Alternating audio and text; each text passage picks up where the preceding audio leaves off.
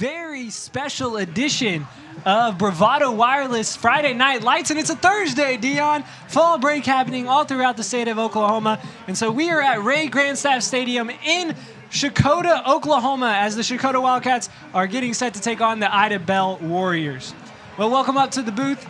Seth Campbell joined alongside Dion Amade, and we are going to have a fantastic game today. Two teams that are on the top of their conference, both of them 3-0 in conference. And, you know, Dion, this is a team that are really doing it two different ways. You know, the visiting Idabel defense, they are on fire, only giving up 13.8 points a game in their 5 wins. Yeah, we saw them last week. They were a very explosive, strong team, especially between the tackles. Those defensive line really get after the quarterback. Hopefully they can get after some of the guys over there on Checotah side tonight. And on the other side, Checotah 5-1 as well, 3-0 in conference. Well, they've been doing it on the offensive side. They're averaging 54 points a game since we last saw them in their loss to Eufaula in the McIntosh County War. And we knew when we came to that field, we knew they had some athletes on their side of the field. They had some tremendous talent, but would they be able to put it together? They weren't able to do it that night. But thus far, they have been doing a great job. Like you just said, 54 points since Eufaula. They're putting up some big numbers. And what the main reason, though, their starting quarterback, Barrett, he was a receiver last year. You have to remember that. Now he is a quarterback. So it kind of took him a couple of games to kind of get used to that. But since he's gotten a hold of that position, this team has been unstoppable offensively. Yeah, we asked head coach Chad Hendricks from Checotah about, you know, the quarterback, you know, making the transition from wide receiver to quarterback. And he said, yeah, there was a little bit of rust. He played quarterback at his old stop before he came to Checotah, and he just had to get back into the rhythm of it. Well, you know, Dion, both of these teams are 3-0 in conference, but they've kind of been doing it in different ways. You know, Eufaula, or pardon me, not Eufaula, Idabel is 3-0 away from home. Meanwhile, Checotah is 3-0 at home. What is the mindset for, first of all, for Idabel, you know, being undefeated away from their home digs? Well, first of all, Idabel is very far, and they have to travel some long distances to get to where they're going to play some football game. So it's very impressive for the fact that they can travel so far and still be able to play with great enthusiasm when they finally get to their destination. But the thing is, in football, defense travels, and they have a great defense on their side. We already mentioned earlier how physical they were between the tackles and how they were able to handle things outside playing that man-to-man defense. When you have athletes on the back end and then you have some great athletes on the front end that can rush and put pressure on the quarterback, it always is consistent. That's the thing. So great defense travels. Idabel has a nasty defense. Well, on the other side, the offense for Checotah, well, they've been doing pretty well when they're at home, 3-0 as well, defending home turf. Yeah, definitely. I mean, Checotah is a team where offensively, when you have a crowd and you're playing and you're putting up points, the momentum carries you. And thus far, after that loss to Eufaula, they have picked it up and they have kept on rolling. And points is what the crowd likes to see. It sells tickets and it puts butts in the seats. And I'm telling you right now, there's a lot of offense over here for the Checotah team. Let's see if the butts in the seats for Checotah will be happy tonight. Dion, what are your keys for the Wildcats? Well, for the Wildcats, it's very, very important that they win the line of scrimmage. When we saw them lose to Eufaula, it was because they let them dominate the line of scrimmage. They can't have that tonight. Number two, the defensive line and the offensive line have to be the key athletes on the field for Checotah. Just like we said, they got to win the line of scrimmage.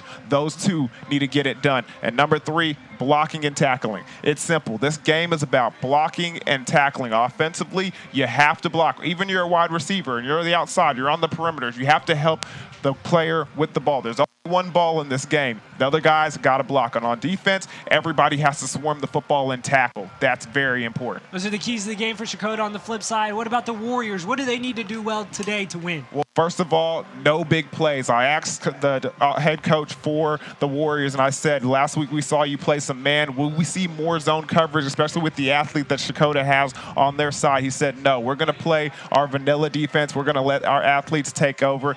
Number 2, no turnovers. They did a good job of that last week of being able to stop Seminole and create some turnovers and get some extra opportunities for their offense. They're going to have to do that again here tonight and eliminate the turnovers offensively on their side. And number 3, run the football. We saw them do that very well last They have to be able to do that once again. Between the tackles, off tackles, especially with the quarterback run, they were superb in that aspect of the game last week. They got to continue with that this week. You know, we talked to head coach Mike Snyder of Seminole. He's been in it a long time. And he said that the 3A District 3 this year is one of the deepest that he has seen it. And these two teams are competing right there at the top. Both of them 3-0 in conference. And let's run you through the 3A District 3 standings right now. As we said, Idabel and Checotah top at 3-0. They're tied up there with a very good Lincoln Christian team that we saw earlier in the year. Yeah, Lincoln Christian is, in my opinion, one of the best teams in this district. Anybody could win it, but it looks like they're in the lead right now. And then you got 3 teams tied for 4th as well, with Seminole, Stigler, Okmulgee, all with 1-2 records in conference, and then Roland and Webster round out the 3A District 3 standings. Both of them sitting with 0 wins in conference so far. But this district, they say 5 or 6 teams could get into the playoffs, and you can set yourself up for home field advantage in the playoffs with a win right here tonight. Yeah, definitely a big opportunity for both of these teams to kind of put themselves in front, take an opportunity where they can say, hey, we are here, we are ready to play, and we're ready to take on whoever comes up in the playoffs. Well, they're going to get their shot, but first they got to go through each other. Idabel Warriors and the Checotah Wildcats are coming up on the Bravado Wireless Game of the Week. We are live here at Ray Grandstaff Stadium in Checotah. The sun is setting. The wind is blowing out pretty briskly out to our right, which would be the west end zone. You can see the interstate in the background. It is going to be a fantastic matchup between both of these teams, so stick with us here, and we will get you another pregame in the show right after these messages. Hi, we're Bravado Wireless. You may have seen us at your local events and wondered just exactly what we do. We provide the highest quality cell phone service, specializing in outstanding coverage, both locally and nationwide. We're headquartered right here in Oklahoma, with multiple store locations in eastern Oklahoma. We provide the most affordable, unlimited talk, text, and data plans available. For a limited time, our unlimited plan is only $40 a month, and you can receive a free LG K30. Make sure you stop in now and enjoy our other amazing summer deals before they end. Visit Bravado Wireless store locations for all other details, or go to bravadowireless.com for more information. We are Bravado Wireless, and we believe in the power of connection. We were there when your grandparents made their first telephone call. We were there when your parents were able to choose what to watch on cable. And now, we are here for you, providing high-speed internet service to your family. There is one thing we know for sure. No matter what happens next, Cross is here to keep you connected. Cross, serving families like yours, today and tomorrow. Big wireless companies keep getting bigger and bigger, but their coverage where you live is still small. At Bravado Wireless, we provide the best unlimited talk, text, and data for only $40 a month, right here in eastern Oklahoma. You deserve to connect fast to your family, friends, and colleagues, wherever they are, with no interruptions and no excuses. Don't buy into big. Go bold. Go Bravado. Visit bravadowireless.com or visit one of our stores, where we make it easy to join our family. Bravado Wireless. We believe in the power of connection. You are called to be bold. You have a right to the best wireless service, high-speed internet, and customer service at a price you can feel good about. At Bravado Wireless, we know this, and that's why we put you and your community first. We are owned and operated right here in eastern Oklahoma. We live where you live. We proudly connect you to your family, friends, and business partners wherever they are. Dallas, Seattle, Taipei, Toronto, and anywhere else in the world. We are Bravado Wireless. We believe in the power of connection.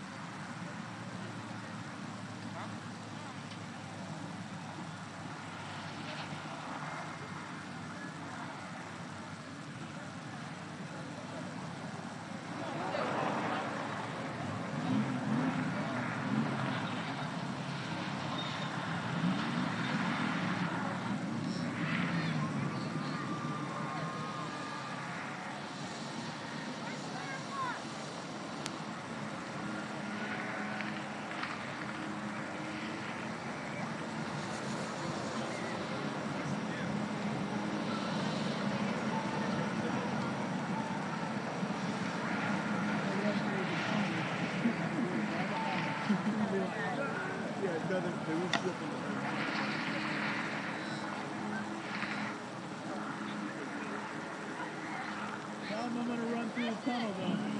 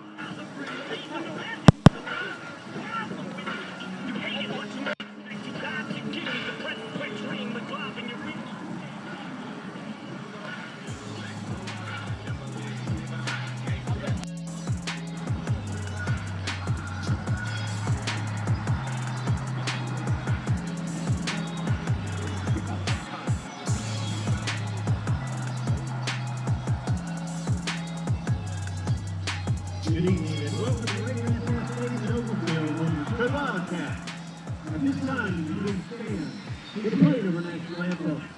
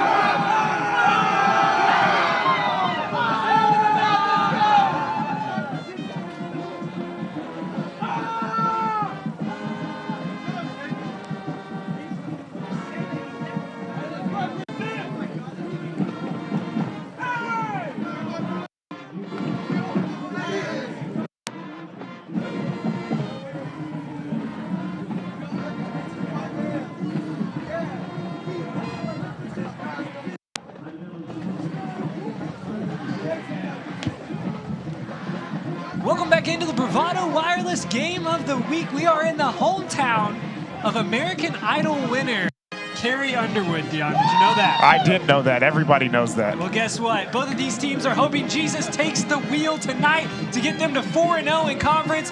They shake hands at midfield, and we're just about ready for football. Here, Dion, you gave your keys. We're ready to go. What are some of the emotions that are going through in a big game like this between both of these teams? Was that a Carrie Underwood lyric or something? Yes. Oh, okay. I didn't know that one. All right, Dion, not up to speed on the country music. That's okay. We'll give you a pass. All right. You just got to listen to it on your entire way home now. I will not be doing that. But what I will be doing is the keys for the game. And for the Idabel Warriors, we mentioned it during the pregame show. Let's talk about it a little bit here. Number one, no big plays. You know Checotah has a bunch of explosive offensive players over there. Got to make sure you limit them and no big plays. Number two, no turnovers. You cannot give those guys extra opportunity on the field. And number three, run the football. They did it well last week versus Seminole. You got to well again tonight. On the flip side, the Checotah Wildcats about to come out from beyond their tunnel, as you saw on your screen. The Idabel Warriors coming out. What did the Checotah Wildcats need to do well today? Well, what they need to do is win the line of scrimmage. When we saw them lose versus Eufaula, that was the reason why. They lost that battle on the line of scrimmage. They have to do a good job and dominate here tonight. And the guys who are going to get it done, the D-line and the offensive line, the big guys, the big uglies, as you like to call them, those guys have to be dominating players in this Thursday night matchup. And the last key of the game, simply block and tackle. Block and tackle. Say it with me, Seth. Block and tackle. You have to do it if you want to win this game. And Checotah Wildcats, that's what you need to do. Hey, that's a key function in football, is blocking and tackling. And so both of these teams 3-0 in conference. They're both 5-1 with losses outside of the conference. And you know, these teams seem a little similar, Dion. Well, that's because both of these head coaches played on the same team. That's right, they were both on the same college team. They played at Northwestern State, and they just celebrated the 25th anniversary of their national championship this year. Scott Pratt and Chad Hendricks, they are very familiar with each other. Very familiar with each other, and I can tell you what, once you told me that story right there, I know for a fact that both of these head coaches, because they have championship pedigree, both of these teams will put on a winning effort here tonight. The sun is setting off to our right. You can see Interstate 40 in the background right behind the visiting Idabel Warriors stands. The wind is still blowing. It's coming kind of left to right across your screen. So the Idabel Warriors will be kicking into the wind to start this game off. And we are just about set for kickoff on Thursday night football. Isn't this the perfect setting for a small high school, hometown football? High school in the background, fans getting away, and the kickoff is kicked. Taken at the 25, taken out to the 30, run left side to the 37-yard line is where the kickoff man will be brought down. It looks like that was Jacob Barrett on the return, and we're going to see the Checotah offense for the first time today. Dion, talked about dominating the line of scrimmage, but how did the skill guys factor into this game? Well, first of all, they are the ones that have to be dynamic when the guys in the trenches make plays for them. It's not enough to win the line of scrimmage battles. The skill position guys have to be effective as well. Number 2, Jacob Barrett is in the gun. The give is to the running back. Not finding a lot of room. This is brought down right around the 40-yard line. On the carry that time is going to be a man we're going to say a lot tonight, Dontier Fisher, running back, also an outside linebacker, just a sophomore, 180 pounds, Dion. Yeah, and on the tackle right there, number 4, Jalen Easel, is a guy that made a lot of plays last week, and hopefully we'll see him make some good ones as well. We see our first penalty of the night, mental mistakes. Team that limits the penalties tonight is going to have a leg up. And excuse me, that's Ellis, and he is also the guy who jumps off sides right there.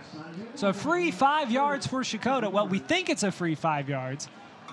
Going to have to come in. Now they're going to talk with the line judge. We're going to have a meeting. Nothing's ever easy, Dion. Had a brief conversation with the head referee before we took the booth here earlier today, and I said, hey, do me a favor. Let's lighten up on the flags. And he said, you know what, we're a crew that doesn't really like to throw flags. Well, I think he's going to make a liar out of himself, isn't he? I think so, too. Second play of the game, already a flag. Can't not call that one. That was pretty blatant encroachment there by the defense. A free 5 yards, make it 2nd down and 4 for the Checotah Wildcats. The give this time is to Fisher once again. He stutters and keeps his feet moving all the way out past the 50-yard line into Idabel territory. Be brought up just short of the 45-yard line. Great job that time by Fisher to see the hole and then explode. Yeah, take a look at this replay right here. You see Ellis, number 4, set the edge for this Idabel Warriors defense, but look at the terminating run by Fisher as he spin moves on it. That's that old Booby Miles trick right there at the end of the game. Cover the points. He tries to strip it, roll with it, go with it, give with it. Barrett keeping it himself, bounces it outside, gets to the 40-yard line. That's where he'll be brought down by the Idabel defense. That time an outside run, but we got another yellow flag down on the far side of the field. Yeah, and that one looks like it might be a horse collar tackle. You saw the way Barrett went down. It was a very awkward landing. It really was. Let's see what they call here. You see on your screen there, that is Jacob Barrett, the quarterback, wide receiver turned quarterback for the Checotah Wildcats. Our head referee talking to the head coach of the Idabel Warriors, Scott Pratt. Pratt's a transfer from Valiant. He's the former Valiant head coach. Come over and had a fantastic first year with the Warriors. We have a false start, illegal formation. It's a false start. Against Checotah, backs them up 5, so they had a positive game. Would be 2nd down and short. Now they're behind the chains on 1st down.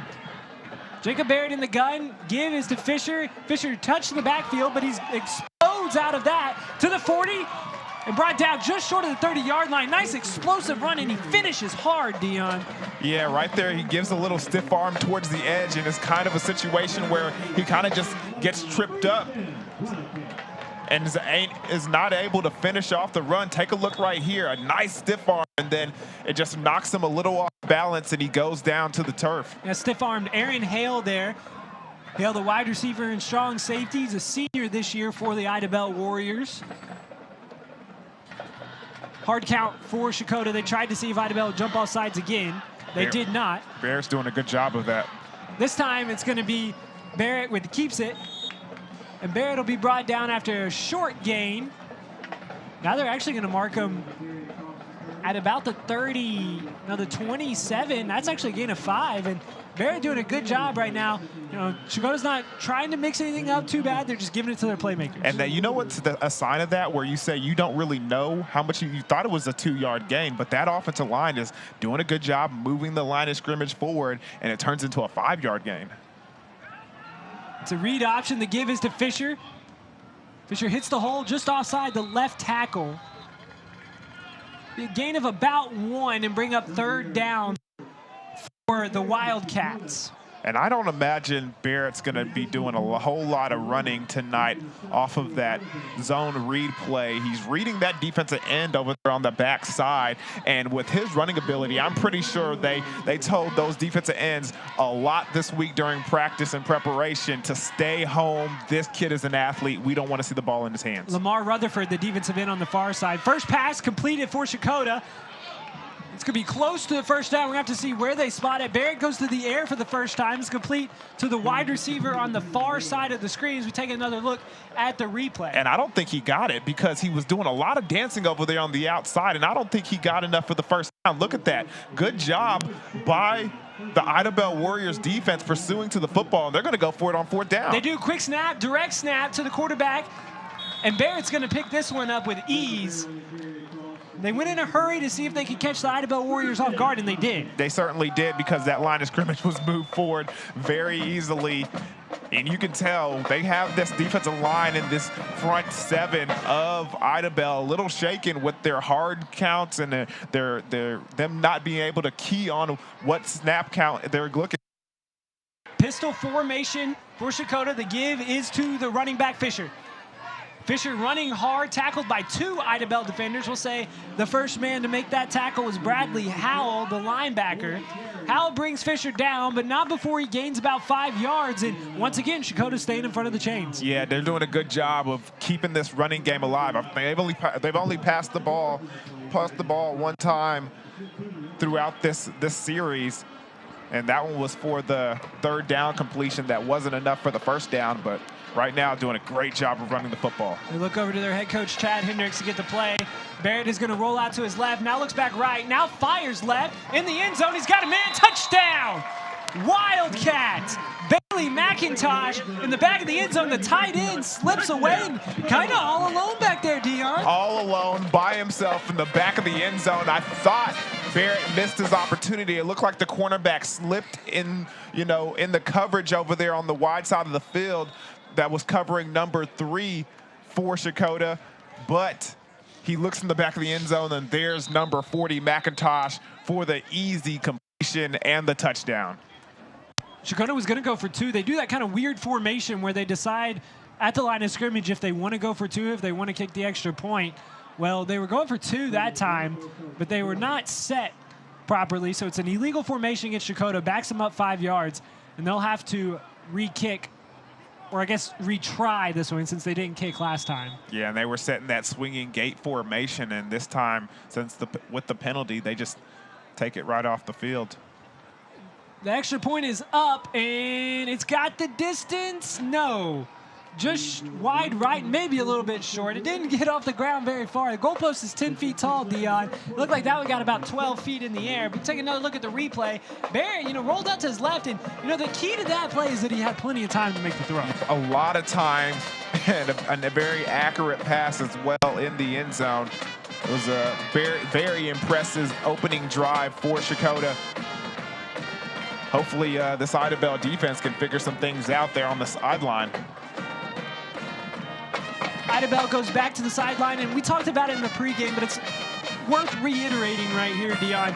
Both of these teams, their strong suits are on complete opposite sides of the ball. Idabel is on the defensive side that we saw their defense kind of get worked over that drive, and meanwhile, Checotah's is on the offensive side. So that matchup that we just saw, the first drive of the game, that's where, both of these teams make their money. Now, on the other side of the ball, it's where both of these teams, they kind of struggle. Idabel doesn't score a lot of points. They did against Seminole the other night, but that's because, Seminole was missing just a ton of key players.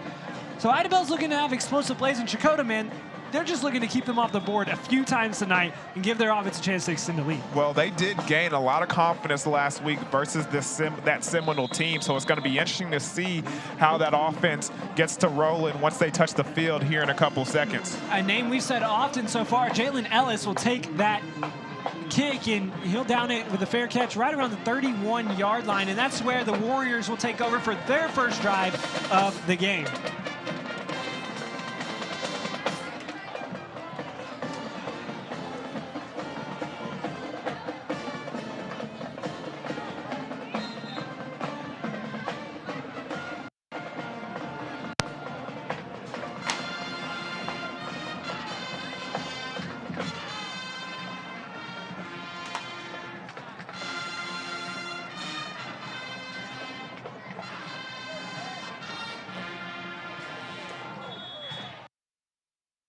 First drive upcoming for the Idabel Warriors, and the give is going to be to the running back who runs off left tackle. Jackson Thompson is going to be the running back today for the Idabel Warriors. He picks up a nice gain, and we'll bring up second down and short, Dion. Yeah, you got to remember last week Thompson was a key player for the Idabel Warriors, but he was only in the game for all of 1 quarter, and then he had to take an early exit. But the coach said that he's healthy and he's looking good and he's ready to roll today. And that is a big-time tackle for loss by the guy who just caught the touchdown pass, number 40, McIntosh, coming from his outside linebacker position. A great play that time by McIntosh to get to the quarterback for the Idabel Warriors, number 10, Ray Golston. Golston is a playmaker for the Idabel Warriors, and that time McIntosh just keyed on him, and well, he just brought him down behind the line of scrimmage. It's going to bring up third down and about 7 now. Clock rolling, 6:55 left to go in the first quarter. It's going to be the first throw for the Warriors, and it's complete right in front of the 45-yard line. The receiver is going to be brought down there, but a nice catch that time by Aaron Hale, and that'll move the chains for the Warriors. And that's a good job by Golston finding the open receiver. It's just a slant route by both receivers in that twins formation over here to your left-hand side. He picks the outside guy who has the cornerback on his back and puts it at the right spot. We didn't see a lot of throwing the football last week from Idabel, and that's because they really didn't need to. That running game was working so efficiently that we didn't see them throw the ball a lot. But when they did have a couple of great completions. On that timing, on that slant, it's all about timing. That time the timing was perfect for the Idabel Warriors. Flag on the play. It's going to be a false start against Idabel. It's going to back them up 5. It looked like Ray Golston was going to take it himself with a lead blocker and running it right up the gut, which is the key to both of these teams is establishing that line of scrimmage. And you can tell both of these teams are putting an emphasis on that. Idabel did throw the early pass, but that was because it was third down and long. Both of these teams want to run the ball and run the ball well. So that's what they're doing on both of their first drives. First down and 15, ball just short of the 40-yard line. Golston takes a snap, rolls right, looking to pass. He's got a man, complete right in front of the 50-yard line and out to the 45 of the Checotah Wildcats. That time it was, I believe that was Corbin Cooper on the reception, Dion. Yeah, that was definitely Cooper, and he made a couple of great grabs last week, and he's starting off the game with a good one this week. I think that's enough for a first down for the Idabel Warriors, but you can see he has some good hands, very strong hands, does a good job of just snatching the ball out of the air, and you're going to see a lot from him this evening. Checotah brings the blitz off the left side, and they're going to open up a hole for the running back for the Idabel Warriors, Jackson Thompson. Thompson takes that one just short of the goal line. You saw the blitz coming from the opposite side. The Idabel Warriors had it set up perfectly running right, and it's a huge gain for Thompson. And that's a great job by the offensive line. Take another look. You see how that hole opens up towards the outside. A great job by the wide receiver picking up a block from the cornerback, and it takes Barrett's speed and pursuit angle to knock out the running back, number 9. Jackson Thompson. Thompson's going to get the give again, and he is brought down just short of the goal line. There was a scrum right at the goal line. Thompson will be brought down just short. He couldn't get that ball to break the plane, and he'll bring up second down. Big opportunity here for Idabel if they can punch this one in, and then they can take the lead after that missed extra point by the Wildcats. It's going to be interesting. We talked about all pregame about this line of scrimmage battle. This is where it's tested right now. 2-minute in motion over to the right side. Thompson with the give. He runs right, dives, in zone, touchdown. Warriors put themselves on the board, and we're tied at 6s here in Checotah. It looks like they got an injured player on the ground. The Wildcats have somebody shaking up on the field, so we'll get you who that is here in a second. But what a drive capped by a Thompson run. And really, he did all the work on that drive, seemed like. But also, Golston had a few good passes as well. Yeah, he really did. He showed a lot of, you know, ability in the passing game to find some open receivers and hit them right on the money in the open field. Thompson doing a good job as well in the open field, finding the finding the red zone and then getting it in there. Check out this replay once again. Nice zone blocking scheme by Idabel. Everybody finding somewhere to go, and looks like the injured player might have took a helmet to the head. Looks like it's number 5 for Checotah, Trenton Dan. He's walking off very slowly, but he is walking off under his own power.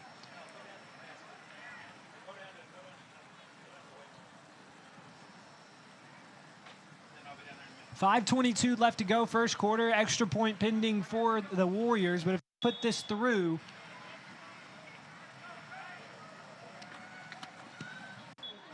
extra point is up, and it is good. And now the Warriors lead 7-6. Well, we've got a good matchup here, Dion. As you take another look at the replay, Thompson, as you said, a great zone blocking scheme. He sees where he needs to go, jumps and dives at the end, caps off a fantastic drive for the Warriors. And we've seen both offenses, you know, really moving the ball at will. Yeah, and very efficiently at that. You see Checotah with this soft zones defense, and Idabel looks up and does a good job of taking advantage of it in the passing game, and has really helped them progress their drive in that series up the field. And Checotah on the other hand, doing a good job running the football between the tackles and off tackle as well. So let's see which one of these defenses is going to be able to put up a stop and get these offenses off the field. You saw, it was a great shot from our cameraman. That shot and the shot before you saw, I'm assuming that's Austin Kennedy's mother that was holding up the fat head of himself. Austin Kennedy, a wide receiver / cornerback, senior this year, playing in his last season. But that was a fantastic fat head that he had, his mom was holding of himself. As you can see from that last shot, we are just off of Interstate 40 here in Checotah, Oklahoma. Kick is away. It'll be fielded just in front of the 20-yard line. Taken right side into the middle of the field and brought down hard that time is the return man, Isaiah Goggins. Goggins, man, he was hit at about the 35-yard line and dropped there, Dion. Yeah, and it looked like it was number 23 for Idabel, Mr. Larry, that was able to bring him down to the turf. Let's check out the replay and make sure I have that right. And Raydell Larry comes in, and is that a wrestling move? No, actually it's number 26, Bradley Howell. How did he do that? That was a fantastic move from Howell. The first down run for the Checotah Wildcats brings them about, we'll say 2 yards, brings up second down and 8. And that time it looked like it was a keeper from the quarterback, Barrett. Barrett lines up in the gun, 2 wide receivers to the near side of the field. Tight end and wide receiver to the far side. The give this time is to the running back, Fisher. Fisher, just didn't have anywhere to go. Falls forward, maybe back to the line of scrimmage, and it brings up third down and 8. Yeah, good job by the defensive line, taking on the blockers, allowing those linebackers to get upfield and, crash the holes. Nowhere to go for Fisher. Third down and 8, we're going to see what the Wildcats choose to do, if they go to the air, if they man defense, stick to the ground. By Idabel and the Warriors. They've got everybody within 10 yards of the line of scrimmage. They are going to go to the air. Pass complete. First down for Checotah. It's caught that time by Brendan Dan, number 3. Dan with a huge reception, moves the chains. And the Wildcats are just short of midfield. That's an excellent pitch and catch right there from Barrett to Dan. Does a good job of going up and catching that quick slant. The Warriors did a good job running the slant play on when they had the ball, and Checotah hits them right back with the play of their own with the slant. Dan at the top of your screen, 2 wide receivers to the near side. First down, ball on the 46-yard line. Dan is in motion. They give the ball to Dan. He runs right. Got some space up to the 50. Bounced out of bounds about the 51-yard line. Gain of 4. Wildcats stay in front of the chains, brings up 2nd down and 6. That was a good job on that's a good job blocking on the perimeter by the wide receivers and the rest of the offensive line. And a good job by the Idabel guys as well on the outside, still fighting off those blocks and only allowing that little jet sweep play to go for 5 yards. 4-man front for the Warriors, and Barrett's going to take it himself. He runs left side, bounces it outside in front of the numbers, reaches for the pylon, or probably not the pylon, the first down marker. He's not there to the pylon yet. It looks like he's going to be a little short. They are going to spot him just short, but another positive run on 2nd down brings up 3rd down and very short, and now you can open up the playbook and do whatever you want. And you can kind of see what Checotah is doing right now. They're attacking the perimeters and letting Fisher go between the tackles, and they're just going opposite side. They do a jet sweep to one side, quarterback sprint out to the next. Give Fisher up the middle, prodding. He's hit at the line of scrimmage. He might have gotten it after, looks like it was, we don't have his number, 54. It was a great tackle that time, though, by the Idabel Warriors, and that's just unfortunate. No, we do have his number. Jalen blew it. We have 2 different rosters up here, and that's why we have 2 different rosters, Dion, so we can figure out who is on one. And it looks like they spotted them. It's 4th down, but it looks like the chain gang is going to come out here and measure the football and see if we got a 1st down or not. Well, we got some suspense here. 2:50 left to go in the first quarter. 7-6 in favor of Idabel. And he's going to be well short. They went for it last time on 4th down on the opening drive. Let's see what they decide to do here. They decide to punt, or are they going to go with their strong suit? Checotah averaging scoring 54 points a game since their last loss. They've stayed aggressive on the opposite side of the ball so far in this game. They're going to stay aggressive now. Jacob Barrett in the gun. He's got Fisher off to his left, 2 wide receivers as well to the far side of the screen. Hard count from Fisher. Couldn't get anybody to jump. Now he looks over to his head coach, Hendricks. Chad Hendricks gives him the play. Barrett runs left side. Great block that time by Fisher. Barrett makes a man miss and gets the 1st down. That's 2 playmakers making plays. Fisher with a fantastic block, and Barrett with making a man miss. And Barrett with an extraordinary run. Check out this replay. I want you to watch this dead leg that he gives the opponent right here. Bam! Right there, makes the cut and gets upfield. That's how you do it in the open field. And Jackson Thompson is normally on the other side of that. The running back for the Idabel Warriors is normally giving those dead legs. Instead, he received it there. Yeah, he had the contain, he had the angle, and Barrett just makes magic happen. Ball on the 42-yard line. Barrett gives to Fisher. Fisher sheds a tackler. We're at the line of move, and there goes Barrett. Barrett to the 15, to the 20, 5, 10. Touchdown! Wow, by Mr. Fisher. Doing it all by himself right there. Getting between the tackles, stiffing arm, getting off them. They can't hold him in the open field, Seth. They can't hold him. Barrett, man, he gets those legs turning, and it's hard to bring him down. Barrett puts the Wildcats back on top, 12-7 the score. The offense stays on the field, and they're going to try and punch this one in and give themselves a 7-point lead.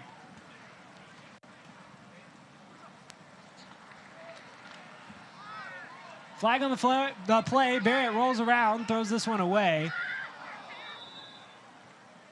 Spin move that time by Barrett in the backfield. That was interesting.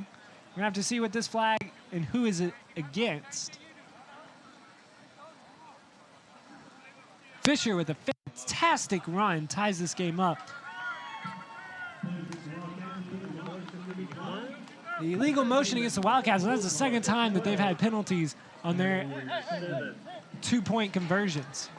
And check out this run once again. You can see he knocks off Ellis in the backfield, spins off another tackle, a nice stiff arm in the open field one more time, and he knows he did something special right there. Look at it one more time, breaking tackles and shedding defenders and getting into the end zone. Fantastic hard-nosed run that time by Dontier Fisher. Fisher scores his first touchdown of the game. Slippery like a fish. It's like a 5. I'll give that, like, on a rating of 1 to 10, I'll give that one like a 5. Sure? Yeah. Like a 7. Like his name is Fisher, and like slippery like a fish. You get it? Yeah, it didn't take that. It didn't that much brain power to get 5? Wow. Thought I at least got Hey, you're harsh on me on mine, so I don't want to hear it. Thought I at least got a 7 on that one.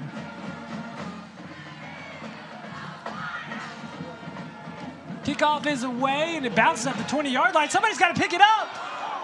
The Idabel Warriors fall on it, and Malachi Harris went for the hit instead of the ball, and maybe he went for the ball. The Checotah Wildcats might have the ball.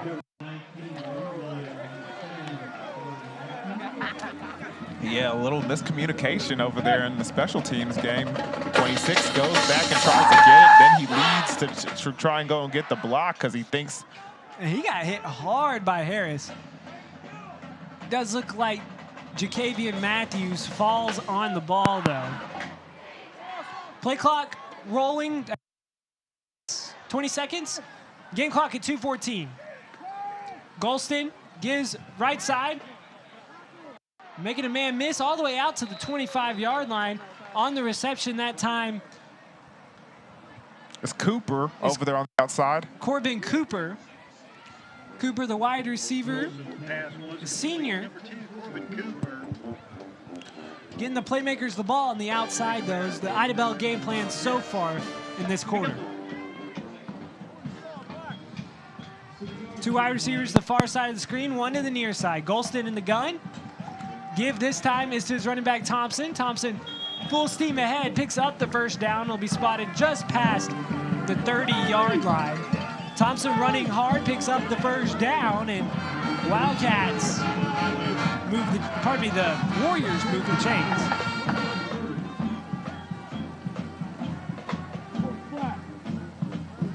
Looks like right now on both sides of the ball, the offense is dominating the line of scrimmage, Dion.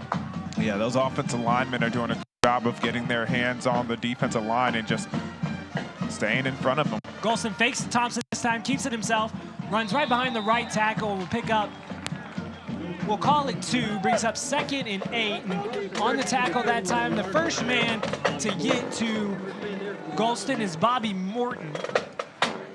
Morton, the senior, he's coming in at a hefty 255. That's a big man to block, Dion. And as soon as we say the offensive line is winning the line of scrimmage battle, the defensive line does a good job of getting penetration in the backfield and making that a gain for the offense. Exactly. Ball just past the 30-yard line. Golston, snap off to his left, gets it though, hands it to Thompson. Thompson in the open space. Thompson to the 40, to the 45, still on his feet. Sheds a few tacklers. It gets all the way out to the 50-yard line. Midfield for Thompson. He shows toughness and determination. Puts the ball at midfield for the Warriors. And he goes out of bounds and still doesn't get brought down to the ground. And instead, it looks like one of the Checotah defenders is having a rough time getting to his feet. Look at this move on the outside. Number 5 needs to put his helmet on the ball carrier and bring him down to the ground. Trying to sling a big guy like Thompson down is not going to be a very, good position for you to be in. Yeah, right there, you see him continuing it and still doesn't go down to the ground even when he's out of bounds. Trenton Dan was the first man to feel the full force of Jackson Thompson. Thompson this time is going to be hitting the backfield, and that's how you need to bring him down. Swarm to the ball carrier and let multiple people bring him down. Jackson Thompson. Let's take another look at the replay, and it looks like just penetration, and the first man to get to him that time. Looked like it was number 74, Bobby Morton, was able to get in the backfield and be the difference in that play.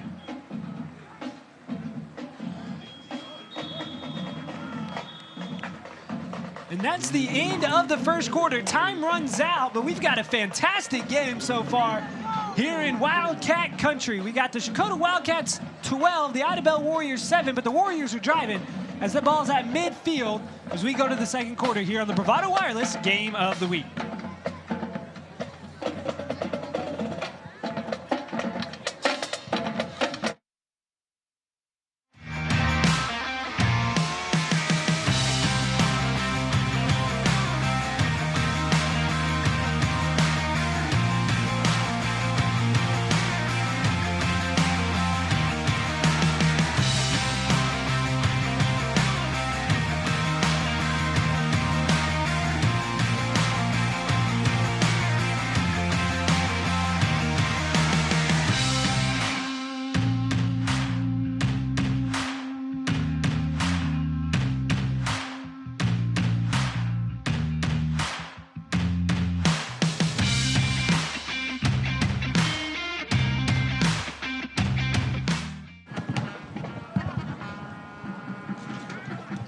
Welcome back. Second quarter just about to get underway. The Bravado Wireless game of the week between the Idabel Warriors and the Idabel Warriors, and the Checotah Wildcats. Let you know that Bravado Wireless is proud to connect you to tonight's game. Bravado Wireless is in the business of keeping you connected to the things that matter most. Call one of our stores and learn how you can discover the power of connection. Bravado Wireless is your local cell phone carrier providing unlimited talk, text, and data to communities right here in eastern Oklahoma as a part of America's best network. Talk to our friends at Bravado today. Jet sweep, and it's going to be a pass. And the Warriors had a double, not a double pass, a sweep pass in the middle, falls down. He's got a shining moment that time, and Corbin Cooper can't stay on his feet. He had two, count them, 1, 2 wide receivers open down the field. He could have had his pick, but he wasn't able to get his footing, and he slipped to the ground, and because of that, it's a tackle for loss, not a touchdown for Idabel Warriors. Man, that's two guys open downfield. He saw with his eyes the guys were so wide open that his feet, he couldn't keep up his mind and his feet at the same time. He slips down in the backfield. What could have been a busted play turns into a positive play for the Wildcats. They drop the Warriors down behind the line of scrimmage. It's going to bring up 3rd down and 6. Running late onto the field is the head coach.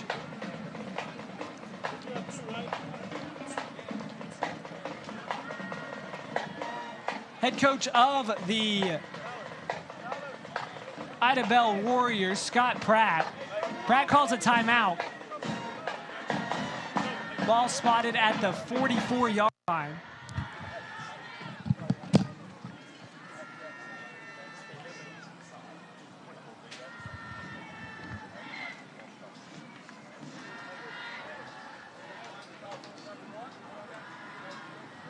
Third down and extremely long. If you're the Warriors here, what are you dialing up, Dion? Well, obviously you missed a good opportunity right there to pick up a big chunk of yards. So you got to kind of go with what's been working. I would imagine they go with that slant play once again, try to get these wide receivers up the field and try to find that first down marker. Cooper has been a favorite target so far of Golston. He's to the near side of the field. Looks like they got blitzers coming off the edge. And it looked like there was some motion and some movement on the offensive line. There was. That'll back up the Warriors another 5. So 3rd down and long becomes 3rd down and really long. Yeah, and it looked like the Checotah Wildcats defense was rolling to a cover 3 coverage. You saw that corner bail. You saw the safety come to the middle, and you saw that other corner go to the opposite deep third. So it looked like it was cover 3, and they're going to roll down that linebacker to either blitz or pick up that up back over there. So let's see if they go with the same defense. This time it looks like in the backfield is Francisco Corona beside Golston. Golston takes it. Corona's in there. He's trying to block, but Golston's going to be dropped. Ball on the ground. Corona picks it up, but nothing doing for the Warriors. And that time, we've said his name once on a touchdown, but Bailey McIntosh gets into the backfield and forces the fumble for the Wildcats. Yeah, and again, they go with the cover 3 defense. And I think it had Golston a little confused there. He didn't know what exactly he was reading. They did a good job of disguising. Look, it looks like it's man, but late, the cornerback bails, and he is a little distracted. And because of that, defensive line and the linebackers are able to get in the backfield and get a sack on the quarterback. Punts away, and it hits short of the first down marker, Dion. And it gets to the first down marker, but taking on the run there. And a fantastic play by Jacob Barrett, the Eastern Michigan commit. Barrett running hard and fast. That ball didn't make it down to the first down marker. That's how far back the Idabel Warriors were. It's punted away, though, as you can see. Barrett, that's not what you want. You don't want to see Barrett full speed ahead if you're the Warriors. Yeah, that ball kind of bounced in his lap right there, and he took off with it with a full head of steam. Fantastic position for Checotah. Ball on the 44-yard line. They come out with 2 wide receivers near side, 1 to the far. Dontier Fisher in the backfield, but they're going to give it to... Oh, and a nice move in the open field. Brendan Dan. Dan still on his feet. Brought up just short of the 20-yard line. Dan makes a man miss. We got a player coming up slow for the Idabel Warriors. That's Aaron Hale. But what a play all hail Dan here. Yeah, great move in the open field once again. A nice screen pass out to the wide side of the field. Strong arm by Barrett to get it up there. And Dan making it look easy. Look at this dead leg. Ooh, and gets up the field. And nice little gain there. This time Fisher on the carry. And he'll pick up about 4 yards before they bring him down. And, you know, that time, really the screen pass, what it does is it does let you get, you know, some of your athletes in space, Dion, but it keeps the defense honest. Yeah, it really does, because you can see they're kind of getting inside the box there and not allowing them to run the between the tackles. So what those screen passes really do is it allows them to say, hey, linebackers, if you keep creeping closer and closer to the box, we're going to beat you out here. And that's exactly what Dan did on that first down play. Ball on the 20-yard line. Jacob Barrett in the gun. He gets to Fisher once again. Fisher prides. Still pushing it, man, and pushing the offensive lineman as he gets all the way out to the 10-yard line. Fisher, 10-yard gain. Puts the ball, they're going to say, right at the 10-yard line, brings up first down and goal, and Checotah's really doing what they want when they want. Yeah, right now, the offensive line did a good job on that play right there, but I wish Fisher would be a little bit more patient. He's getting into the hole kind of close and kind of almost missing some of his blocks. It's allowing his offensive line to miss some of their blocks because he's so close to the line of scrimmage. A little bit more patient from the running game here.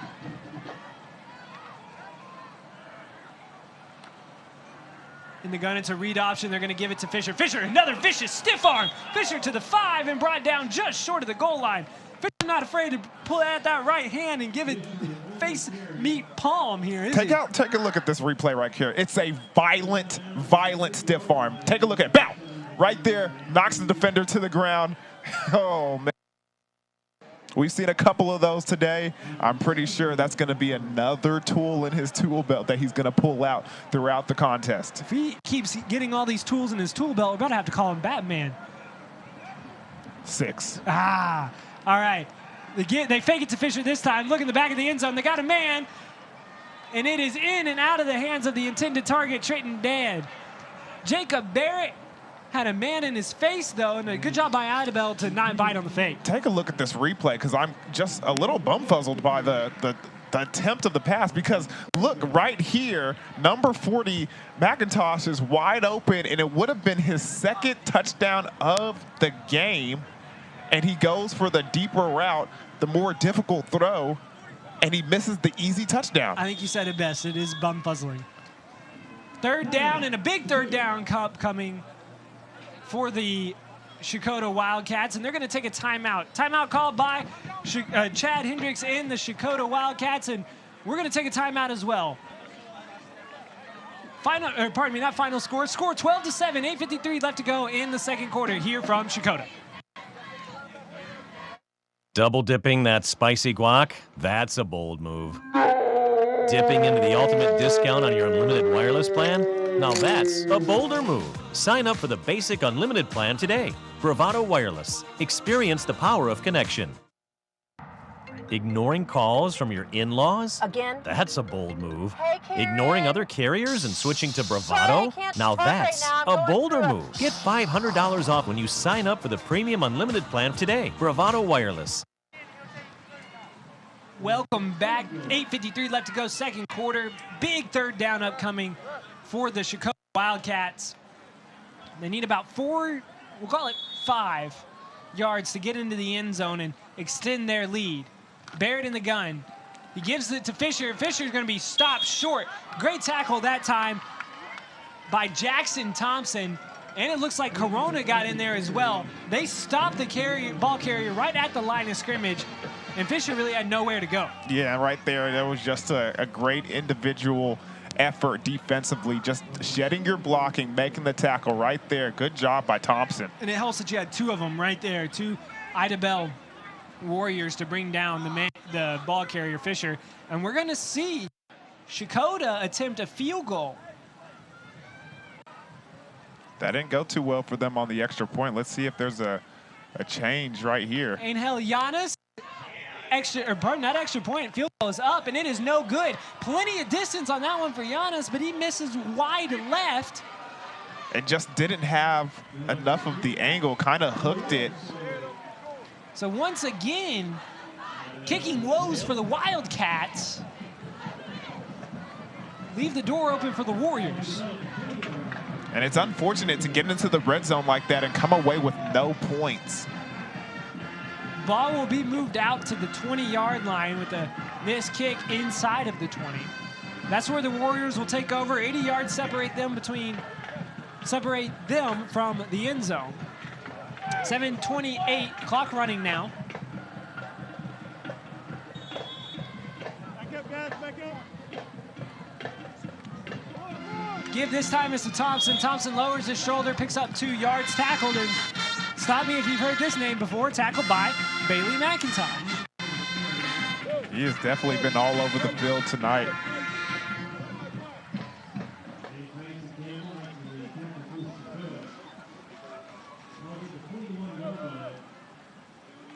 McIntosh gets out to the 21.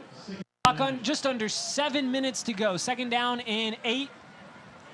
Quarterback Golston rolls to his left, and he's going to be dropped behind the line of scrimmage. Looked like he was trying to pass. Nothing doing that time for Golston. He's brought down by multiple blue jerseys surrounding him there, Dion. And he was doing a good job trying to be patient, letting the blockers, create a hole before he gets into the offensive, gets into the line of scrimmage and, tries to make a run between the tackles, but the patience didn't do him any justice as the defensive line just comes up and playing super aggressive. It's going to be 3rd down and 10 upcoming for the Warriors. Golston in the gun, sends a man in motion. That's Cooper. They fake it to Cooper. He looks right, throws it. He's deep. He's just lobbing it up for his man, and he overshoots his intended target. That time, Jacavian Matthews. Matthews was covered, though, that time by 2 Wildcats. Dion. And he had them beat. He had them beat downfield. He beat the safeties, and he beat both of the not both the corners, the corner and the outside linebacker down the field, and just overthrown by Golston. And what you did see there from Golston, though, is he does have an arm. He got that ball in the air to about the 35-yard line, we'll call it. So that ball traveled about 40 yards in the air. So that's a weapon that they can utilize. As this punt is a better one. It hits just in front of the 50-yard line and will roll. Jacob Barrett is going to let this one go. The Eastern Michigan commit lets it roll out of bounds, and that's where the Wildcats will take over about the 44-yard line, but there is a flag on the field. We'll have to see what that is about before we give the Wildcats the ball at the 45. Yeah, there were about like 3 flags over there on the 35-yard line, so it's going to be interesting to see what all those refs saw simultaneously.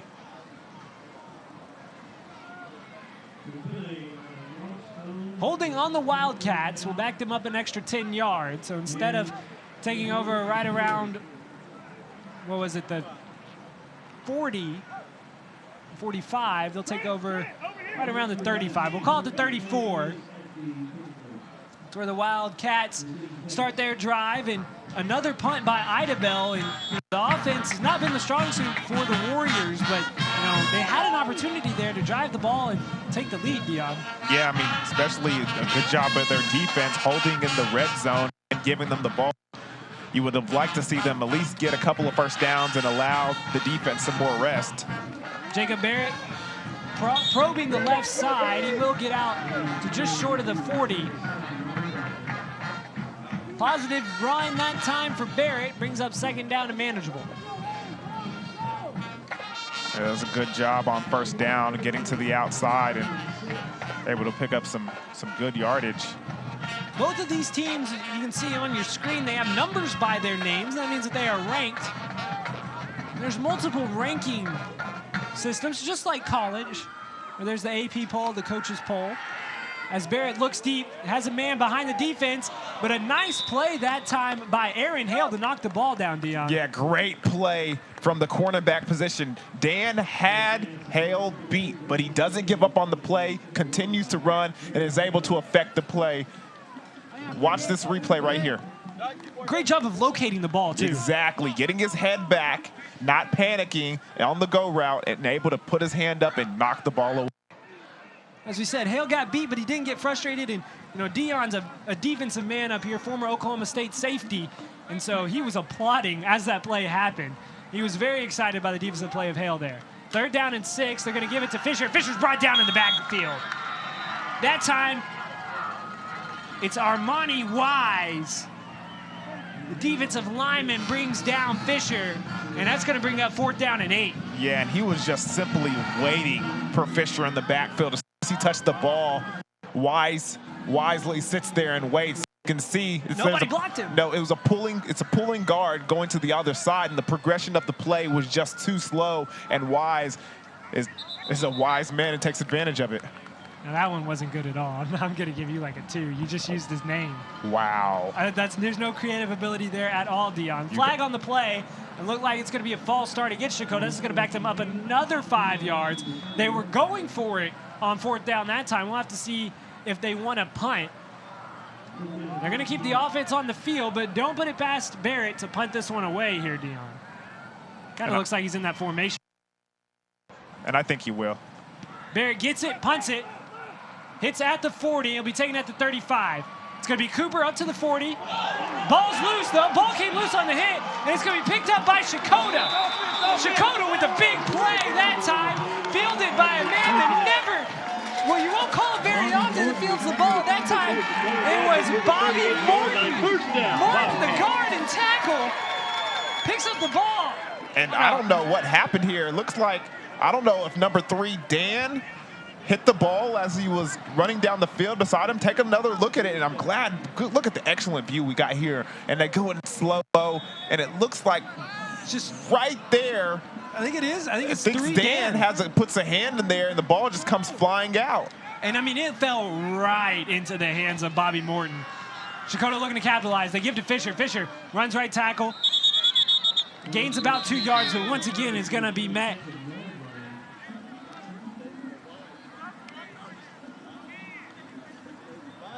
I lost his name. Lamar Rutherford. Thank you, Dion. Take another look at that replay. Rutherford with the big stop that time. 2nd down and 8. Morton had the ball in his hands, a muff punt, but it looked like Cooper was kind of just had the ball way out too wide in traffic there. You got to keep that ball tight. High and tight. That's what Tinky Barber says, high and tight. Barrett with the gun, but it looks like it's going to be the wide receiver on this side here in the near side of the field, Dan. Brendan Dan with he just got a little bit of a head start. You know, he's going to see if he can get away with it. May have been, looked like he was going deep, running a 9 route. Penalties killing the Wildcats here in the 2nd quarter, and really nobody's gotten their momentum after we saw both teams score every time they touched the ball in the 1st quarter. Nobody has scored. It's a pass from Barrett, and that time it looked like Dan just tried to run away before he had the ball. Yeah, and right there you can see you can't let a bad play affect your next play. And right there you see Dan's last play affect him on the next one. He just got that penalty for false start, kind of loses concentration, you know, looking at the refs and asking, was I really the one who false started? And then he drops the pass in the open field. 3rd down and long. Barrett rolls to the right, flag down on the play, and Dan with a nice catch that time. He makes up for it there. Ball will be spotted at the 20-yard line. But as we said, there is a flag on the play, and if this is a false start on Dan, he is going to have some words to be spoken with his head coach. And it's going to be a false start on the Wildcats. They don't give us a number, but the flag came from the line judge on the near side of the field. Doesn't look like anybody there in that picture jumped, but a nice catch by Dan. He was almost made up for his penalties earlier, but the penalty and the offsides backs up Checotah another 5. And it's about 3rd and 20 now for the Wildcats, a team that really likes to run between the tackles. As we were saying a little bit earlier, though, both of these teams have a number beside their name. And that's because they've both been ranked for the first time this year by the AP. They're 7 and 9 here on our screens. There's multiple reporting outlets that rank teams, but the AP in Oklahoma ranks teams as well. And these teams made it at number 10 and number 9. Idabel at 10 and Checotah at 9 so far this week. Barrett's going to run it on a draw, puts his head down, gets back to the original line of scrimmage, which is the 39-yard line. But that does bring up 4th down and 10, and a timeout called by the Warriors. They're going to stop the clock with 3:17 left to play. in the second quarter and see if they can't get the ball back with some time, an opportunity to take the lead. Yeah, it's going to be interesting to see what Checotah does here on 4th down, though. They've gone for it in this part of the field before. Is it worth playing the field position game right now with 3 minutes left in the second quarter? You know, with you having a 5-point lead, with 3 minutes left to go, I think it would be in your best interest to go ahead and, pin your opponent. Try to pin them over there on the goal line and give your defense an opportunity to stop. And then you get the ball back with, if you get a 3 and out, you could get the ball back in a 2-minute situation. And you have to have faith in your defense right here. The last 2 times Idabel has gotten the ball, they punted. So the Checotah defense has forced them to punt. So you got to have faith that your defense can hold here if you pin them deep. But we're going to see what head coach Chad Hendricks does here. Wildcats riding a 3-game winning streak. The Warriors riding a 5-game winning streak. A lot on the line here as both teams undefeated in conference. And really, this is going to set up this team to compete with Lincoln Christian as the top team in this conference, Dion. 2 wide receivers split out to either side. Fisher in the backfield with Barrett. Jacob Barrett. Hard count, couldn't get anybody to jump. Looks over to Hendricks and now has the play. 3-step drop for Barrett. Rolls to his right now as he's flushed from the pocket. Throws across his body in the middle of the field. It's tipped up in the air and intercepted by the Warriors. And the cardinal sin of quarterbacks, don't throw the ball across your body.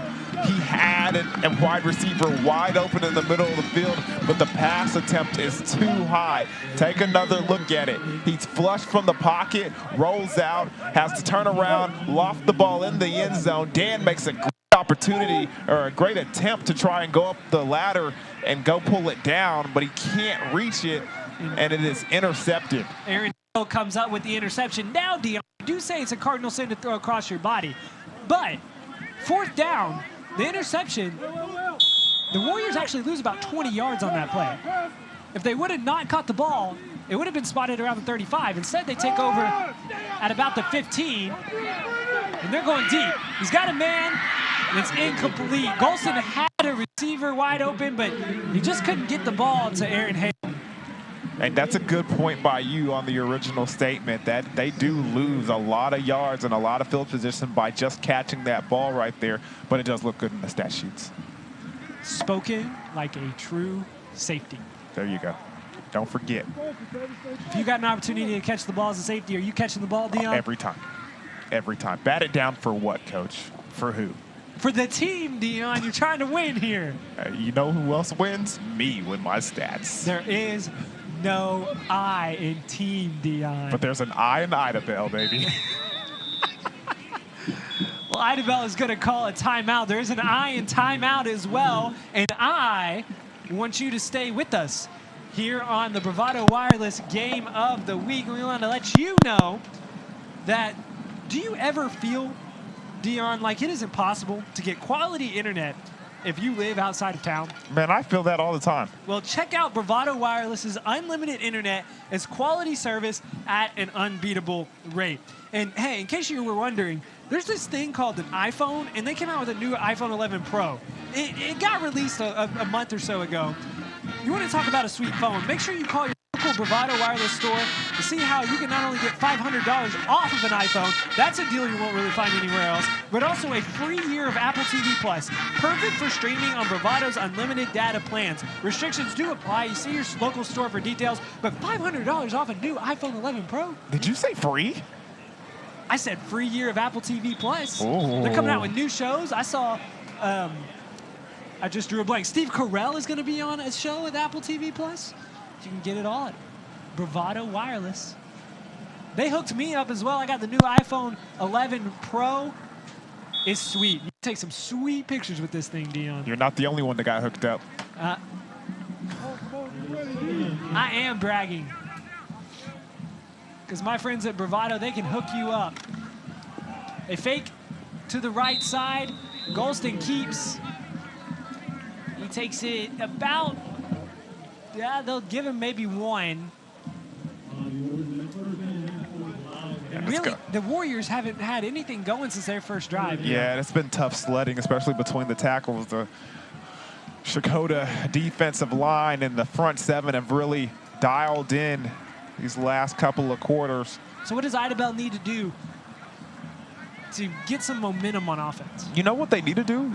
More accuracy down the field. They've had some guys beat the defensive backs and the safeties and been wide open and down the field to pick up some big chunks of yards, and they haven't been able to complete those passes. Pass is short, but there's a lot of contact, Dion, and the flag comes in late. But there was a lot of contact as the pass complete to Aaron Hale. But between Cooper and it looked like maybe a safety or outside linebacker, Hale was tackled in the middle of the field. And I think this is going to be a pass interference on Checotah.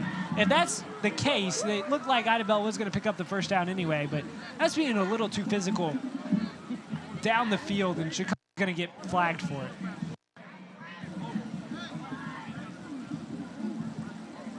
We're going to double check to make sure the penalty is against Checotah.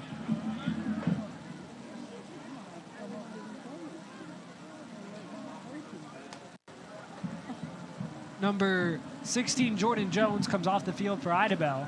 You see Coach Pratt on your screen there trying to make a decision on what they want to do with the penalty.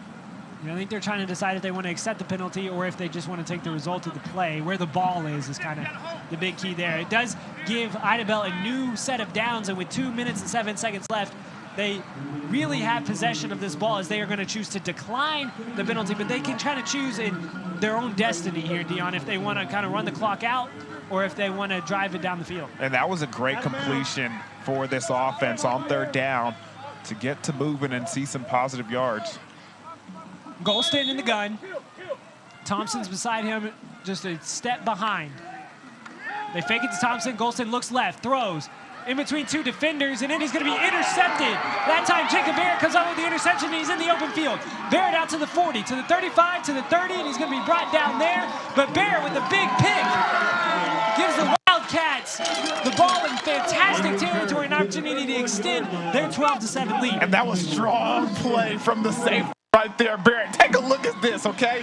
He high points the football over the wide receiver and makes a play of it. Look at him snatch that ball away and then take it up the field to get some positive yardage for the offense. Look at that. And smart headsy play, because not only is he a safety, he's also the quarterback. So he does the great thing and slides and puts his offense back on the field. Take a look at that grab right there. That's a ball player, ladies and gentlemen. And Dion is really excited about the Eastern Michigan commit that's going to play wide receiver, but he made a play as a safety, and that's why Dion is showing so much passion. But on the other side, Dion, Ray Golston, he missed a man. He had Jacavian Matthews, wide receiver, open in the flat, and he tried to force that ball. We're going to have some nifty ball work in the backfield. 2 flags are down on the field, as it's going to be Cooper that brings down the running back Fisher after Fisher gains about 8 yards. We're going to have to see what the flags are, though. Cooper is not happy with the officials. You can see on the screen, he has been frustrated all day long. And, Cooper was the one that had the penalty on, there was not against him, but against the guy guarding him out here in the flat. And you can see kind of, Cooper sells that very, very well and tries to get the ref to, get that yellow hanky out of his pocket, but he just doesn't buy it on that I was on the side of Cooper there for a little bit. But that's great camera work right there. That is, Cooper needs to realize we're playing football, not football.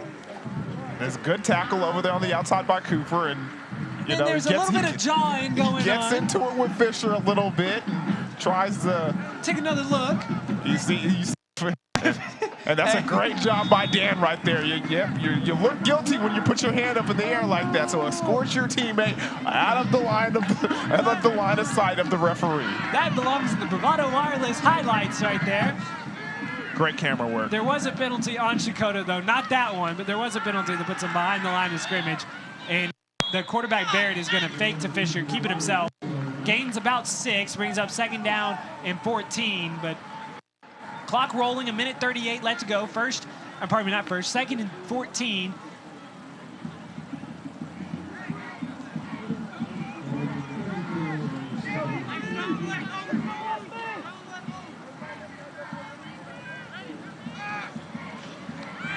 Barrett drops back, looks left, throws, complete to Dan.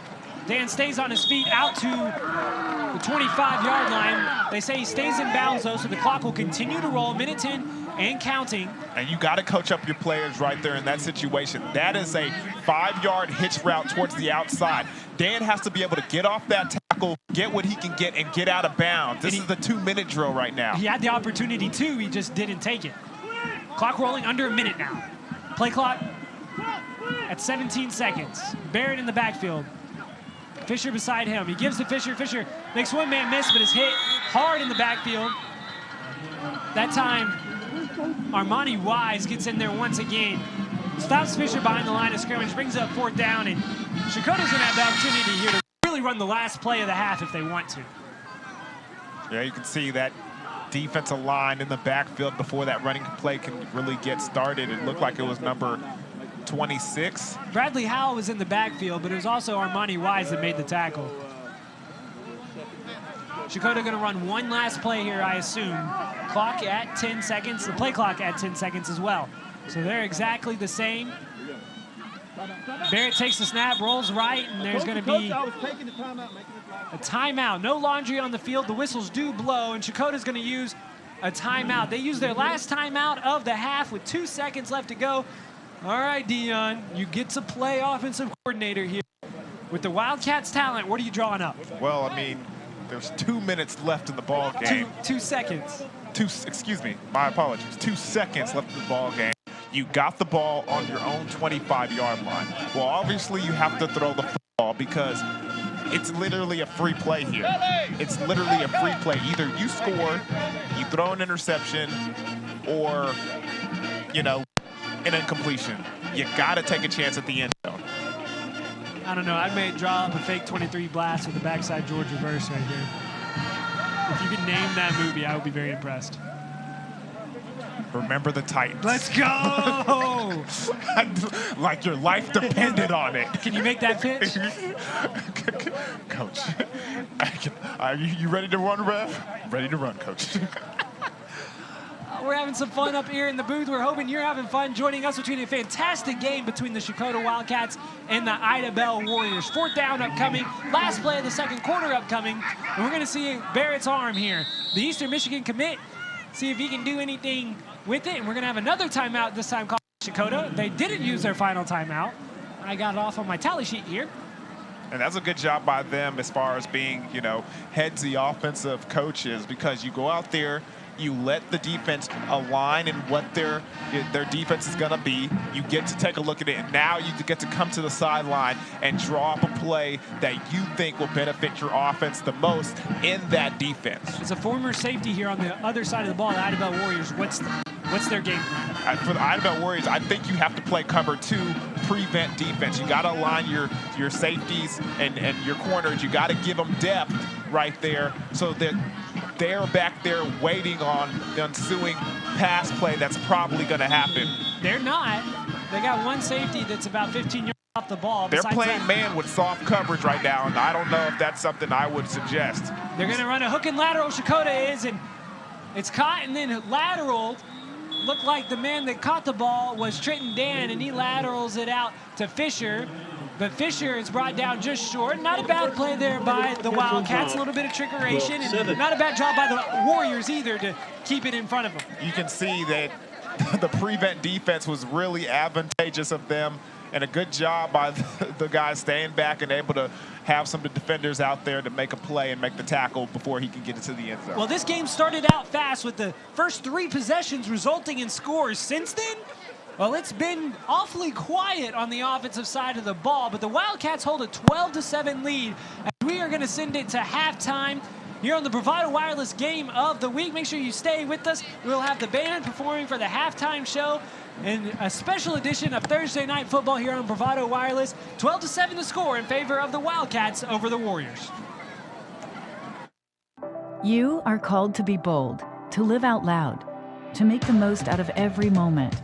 You share these moments with your friends and family, side by side, across town and across the world. We are Bravado Wireless. We believe in the power of connection, coverage, speed, service, the latest technology. These aren't options. They're not special offers. They are obligations to you. We believe in building a community, your community. Bravado Wireless. We were there when your grandparents made their first telephone call. We were there when your parents were able to choose what to watch on cable. And now, we're here for you, providing high-speed internet service to your family. There is one thing we know for sure. No matter what happens next, Cross is here to keep you connected. Cross, serving families like yours, today and tomorrow. Preview.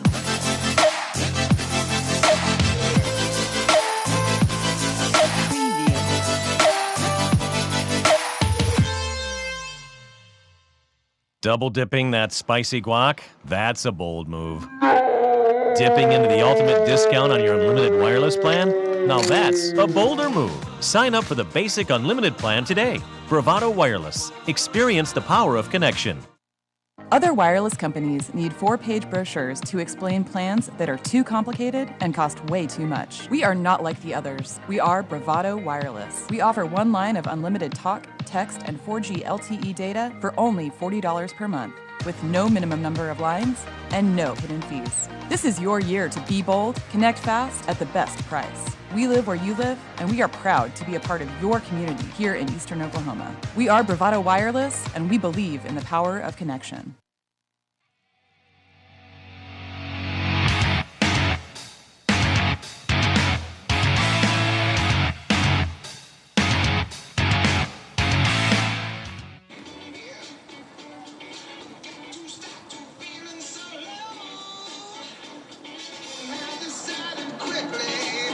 Yes, I did.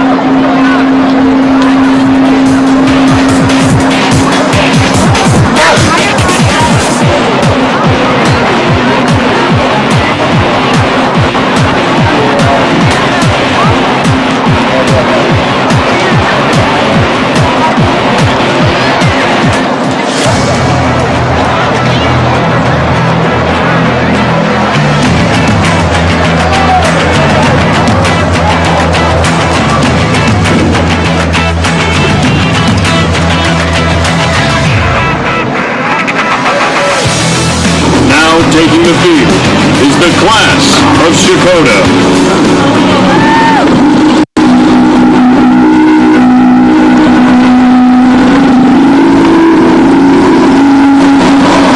The class is under the direction of Jim Davis and Ashley Howard. Additional staff includes Jeff Jones.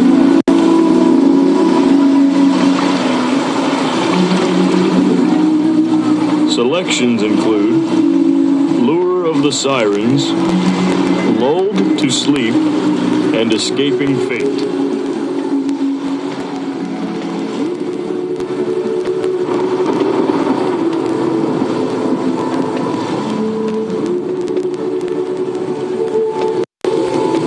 The 2019 drum major is Sarah Rice. Color guard captain is Paige McBride. And drum captain is Cody Webster.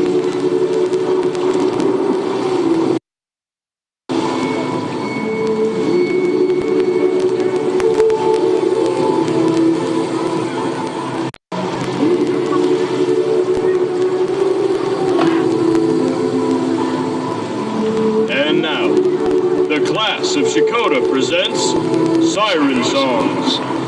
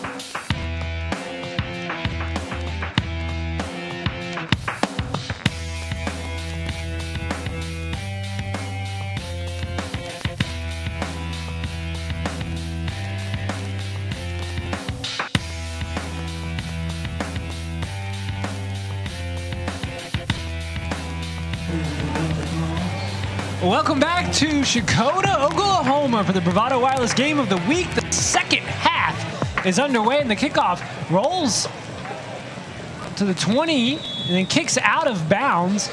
Looked like it rolled past the kickoff returner, but goes out of bounds, and the Wildcats kick goes out of bounds, and the Warriors will take over at the 35-yard line. And Dion, let's update you on some halftime stats brought to you by Bravado Wireless. Idabel and Checotah have Idabel, we'll start with them. The rushing yards, 51. You see on your screen, passing yards 41. A big stat here. Look at the total yards difference between Checotah and Idabel. Yeah, that's really been the difference in the game. Checotah doing a great job rushing the football in that first half. And 2 turnovers as well go against the Warriors. Just 1 for Checotah. 3 penalties apiece now after that kickoff goes out of bounds. Golston takes over. Ball on the 35, fakes it to Cooper, keeps it himself. Full steam ahead, Golston picks up about 8 yards, just short of the 45. They'll spot him at the 44. Golston, when he gets that full speed ahead going, he's hard to bring down. Yeah, we saw a lot of that last week. Not so much of it this week. Golston really doing it with his arm. And he's trying to do it with his arm. He hasn't had just a ton of success, though, so far, Dion. Golston with the hard count. He gets the Wildcats to jump off sides. It looked like Bobby Morton, the big man that came up with the fumbled punt, jumped off sides on the far side. He's the far side defensive end there, number 74 on your screen. He had a little bit of help jumping off sides with another Checotah Wildcat player, but it brings up first down and 5. No, moves the chains, pardon me, brings up first down and 10. Golston fakes, keeps himself, he's got a full steam ahead. Golston to the 40, to 35, to 30, brought down. Nice tackle by the safety for the Wildcats, but Golston shows big playability. They're keeping it in his hands in the beginning of the second half, and it's paying off. Yeah, and it looks like it's just a quarterback zone read right there. Sees the hole and hits it hard. Corner comes from the outside, number 1 Harris, to bring him down in the open field, but not before he picks up a big chunk of yards for the Warriors. Ball placed directly in the middle of the 30-yard line. Middle of the field, middle of the line. Cooper in motion. They fake it to him. They're going to keep it. If it's working, keep going to it, but it's not working now. Dropped just behind the line of scrimmage is the quarterback, Golston. And great penetration that time by the Idabel, or pardon me, the Checotah defense. Yeah, and it looks like it's number 14. I do not see him on my roster here, but he made a good, strong tackle there in the backfield. Loss of 1 on the play, second down and 11. Ball now moves back to the 31-yard line. Golston in the gun. He's got Thompson beside him. They fake to Thompson. Golston throws it. It's high and intercepted. Looks like it's going to be Brendan Dan with the interception. And that was just so close for Golston. It looks like the Warriors have been so close a few times, but in and out of the hands of the intended target, and Dan comes out with an interception. Yeah, they finally get a good offensive series going. Another high off-target pass by Golston. Luckily enough, Thompson, the running back, is able to get to the sideline before Brendan Dan can get past him and almost take that for 6. Yeah, just in and out of the hands of Aaron Hale. The Wildcats take over, ball on the Warriors' their own 41-yard line. The give is to Fisher. Fisher, stutter step, spin move. Fisher in the open field. Now he's going to be trying to be brought down by his jersey. Fisher, I thought it was breaking away, and really a jersey tackle that time by Francisco Corona. A great job there, but I mean, Fisher's hard to bring down. He really is. Look at the spin move right here. You see the defensive line tries to wrap up, but he loses track of him in the midst of that spin move, and he's able to bounce it to the outside and pick up a couple more yards before he's, kind of wrangled to the ground. Yeah, Francisco Corona just held on for dear life and hoped somebody from his team would come up. It's going to be a keeper. Barrett into the open field. Barrett to the 40, to the 35, to the 30. Got a man to beat, and he can't do it, but he does get all the way down to the 25-yard line. And luckily enough, Cooper, number 2 for the Idabel Warriors, has the speed to track Barrett down there in the open field, but look at the great blocking on the outside, and the rest is just the speed of Barrett. Barrett shows off that speed, ball just inside that 25-yard line. Barrett in the gun, 2 wide receivers to the far side of the screen, the tight end on the near side. Barrett gets the snap, hands it to Fisher. Fisher going nowhere this time. Brought down, gain of about 1. It'll be brought down at the 23-yard line. That time, it looked like Armani Wise on the tackle. Brings up 2nd down, and they'll give him 2, so we'll call it 8. That's a good job by the defense of Idabel right there. Ellis, number 4, does a good job of containing the quarterback as he reads him on that zone read play. He stays to the outside, so he has to give the ball. The defensive line and the linebackers take care of the run between the tackles. 8:36 and counting left to go. Pass outside to Dan. Dan scoops it off the ground, and he's going to be hit at the 20-yard line. That time, it was a great job by Corona once again. Francisco Corona flying all over the field, stops Dan in his tracks, and then lets his teammates clean it up. You remember on that last screenplay what Dan did to Corona. I think he learned his lesson this time. Takes the proper pursuit angle, and Dan can't cut back on him as he tries to give him the dead leg once again, but he's stopped dead in his tracks. Big 3rd down upcoming. 3rd down, we'll call it 7 for the Wildcats. And, you know, the Warriors had all of this momentum until they threw that interception. The Wildcats had 2 really big plays, and now they're trying to see if they can put together a drive and put it in the end zone. But if the Warriors can come up with a huge stop here, get the ball back, it would be big. Barrett dancing around in the backfield, somehow gets away, and then it'll be brought down right around the original line of scrimmage. Looked like Barrett was going to be sacked, but he split 2 defenders. He just met another line of Warriors. Yeah, another zone read play right there. Luckily enough for Barrett, he can get to the line of scrimmage, but it's still 4th down. Yeah, 4th down. We'll still call it 7. 7:20 left to go, 3rd quarter. They're going to go for it. Offense stays on the field for the Wildcats. 2 wide receivers. Far side of the screen. Barrett drops back, looks near side, throw it in the middle of the field, in and out of the hands of his intended target, Brendan Dan. And Dan had 3 Warriors all around him. They've kind of figured out that Dan might be the favorite target of Jacob Barrett. Yeah, and that was a tight window to throw it in, and still Barrett makes a nice attempt at it and gets it inside the window, but it just has too much on it for Brendan Dan to come down with it with his Joker gloves. Joker gloves. Well, that's something that you don't see every day. You seen that movie yet? I have not gone to see the Joker yet. I will eventually. Going to be give this time to Cooper. Goes airborne, brought down 26-yard line. Upended by Brendan Dan right there as he comes from his cornerback position to make a play on the runner. Take another look at this replay as he does a good job of somersaulting Thompson. As we said, Dion, this game started off quick. 3 touchdowns on the first 3 possessions, 2 for Checotah and 1 for the Idabel Warriors. Since then, well, it's been a little bleak as it's going to be the quarterback Golston keeps it this time, runs right side, and really doesn't have anywhere to go, maybe a yard, but brings up 3rd down and medium. So since those first 3 drives where they've scored touchdown, Idabel, it's been a punt, missed field goal, punt, fumble, interception, interception, interception, and turnover on downs.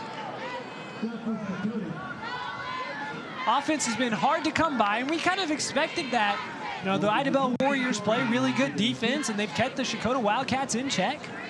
But on the other side, the Checotah Wildcats defense has really been able to contain the athletes from Idabel, including quarterback Ray Golston.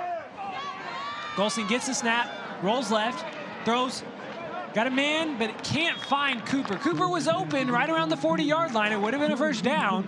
Nobody was really around him, but Golston rolling to his left. That's kind of a harder pass for a quarterback. Yeah, kind of overthrows it. And like you said, trying to rotate your body and get your body square to make that completion is a rough thing to ask your quarterback to do.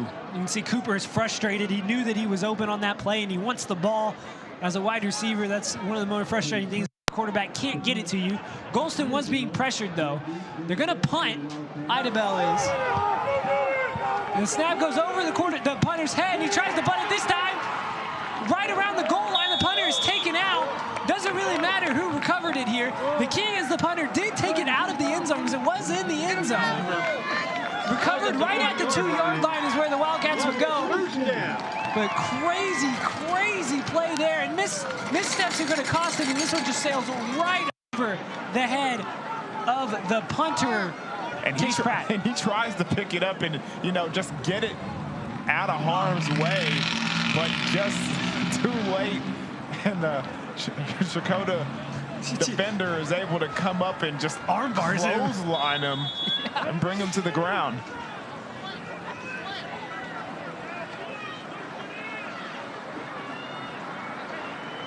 All right, big play upcoming. 1st and goal. They're just going to keep it with Barrett. Barrett gets into the end zone. Eventually, the Idabel defense was going to wear down, and you're in a lose-lose situation there with 1 yard standing between you and the other team. And Barrett keeps it himself and extends the lead 18-7 in favor of the Wildcats. Yeah, and that was a nice run, a nice design. You could see they spread the receivers wide, trying to force those linebackers to come outside, and then they run the ball with the quarterback draw right there, and nobody's there to tackle the man with the football. 18-7, extra point pending. The last kick that the field goal kicker for Checotah had sailed wide left. This one is up, and it is good. Extra point good, 19-7 lead for the Wildcats. We'll take another look at the replay, and it's just nobody there to really stop Barrett once he gets a full head of steam going. And you saw most of the linebackers kind of flow with the running back right there and trying to, thinking it was going to be a zone read. And that's the beauty that you get when having 2 athletes in the backfield with Fisher and Barrett. Yeah, very much so. I don't know who's going to get the ball because either one of them could break for 6 at any point. Jacob Barrett punches it into the end zone, and finally, it's been a few quarters here, Dion, but we got a score up on the board.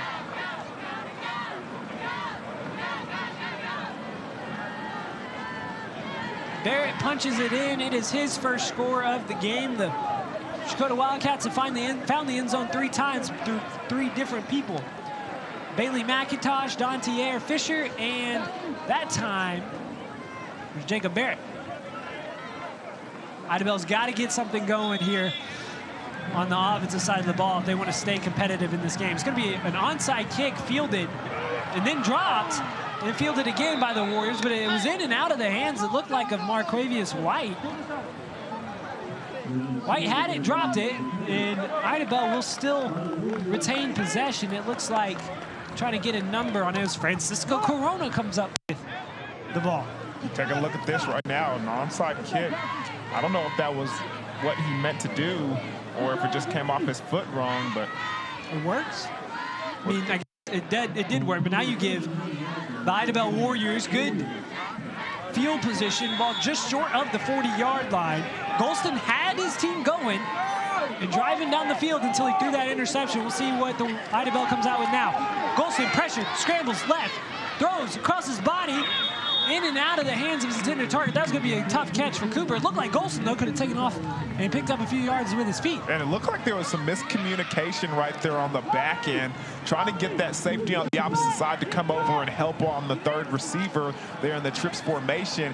And Cooper had the defense beat because of it, and Golston wasn't able to look down the field and see him wide open running down the hash mark. We've said that a few times, though, today, Dion, is we're going to look at the white hat right here, and he's going to tell us,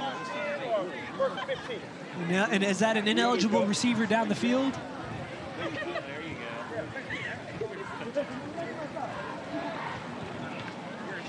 It is. The decline brings up 2nd down. So ball on the right hash mark, just short of the 40-yard line. Golston will look over to his head coach, Scott Pratt, and get the call.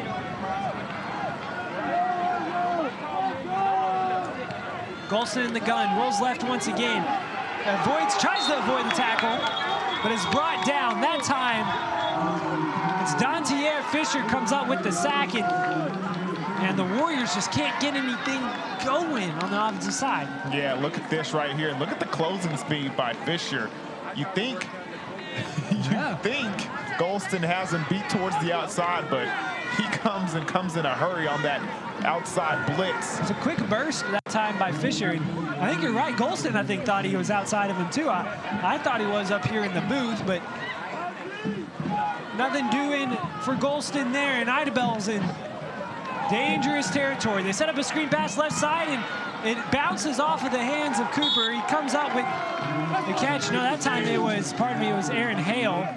And right there, with those plays, the screen passes are a timing play. Everything has to work in the right timing. With that bobbled pass, it allowed the defensive line to pursue to the football. And just that extra step, just that slight hesitation right there, allowed it to be a dead play. And good job by number 74, Bobby Morton, to get over there and pursue the football and bring down the ball carrier. Another punt going high over the kicker's head. He's having trouble fielding it now. He just falls on it. Case Pratt has had 2 snaps over his head, and the punting unit is falling apart here for the Warriors. The Wildcats are going to take over in plus position here. Another opportunity to put some easy points on the board. And really, the way that the Warriors offense is going, they might put this game out of reach, Dion. Yeah, they are giving them too many opportunities to get easy points. Let's see what they do here. Too many turnovers. If you're the Idabel Warriors. Checotah, 2 yards to go. Barrett keeps it himself, runs right side, punches it into the end zone. Touchdown, Wildcats. 25-7 now in favor of Checotah. And the Wildcats, I mean, it's easy when you only got to drive 2 yards to get to the end zone, Dion. Yeah, and right there, no finesse about it. Just Jacob Barrett up the middle. Our guys beat your guys, and let's get this 6 points. Last 2 plays for Checotah as they are going to try and run the extra point. Ball's bouncing around, and it'll be falling on right around the 20-yard line. They try that swinging gate formation. Marquavius White falls on it for the Idabel Warriors. So the score will stay 25-7. You see another instant replay there from Barrett. So the swinging gate extra point, 2-point conversion play is no good, but the Wildcats are enjoying a 25-7 lead. Well, turnovers have really come back to bite Idabel here in the second half. They truly have. I mean, those 2 punts right there that have gone over the punter's head. Then you have the interception over here on the 20, 30-yard line when they were driving to score the football on the opening drive. It just that's been the detriment to them in the second half. A complete 180, Dion. They were about to drive down the field and take the lead. They punched that ball into the end zone. They would have had and did the extra point. They had a 14-12 lead. Instead, the interception. And I mean, even then, the Warriors came up with a good stop. But I mean, Barrett, on the last 2 plays for the Wildcats, both resulting in touchdowns, Barrett has gone a total of 3 yards. Can't really have that. The pooch kick is taken at the 35. He'll get up to about the 40-yard line, the returner. That time, Francisco Corona picked up the ball. But the Warriors, what do they need to do on offense, Dion? I mean, first of all, you have to find something that works. They haven't had a lot of success with running the quarterback in this game, let alone this half. So you got to get the ball to your guy, number 9, that sits beside Golston Thompson. He had some great runs there in the first half. They got to figure out a way to get him the ball some more. Cooper on the jet sweep is going to be brought down right at the line of scrimmage. That's a great job by the linebacker, number 40, McIntosh. Bailey McIntosh on the tackle. He really just sets the edge there and lets Cooper run into it.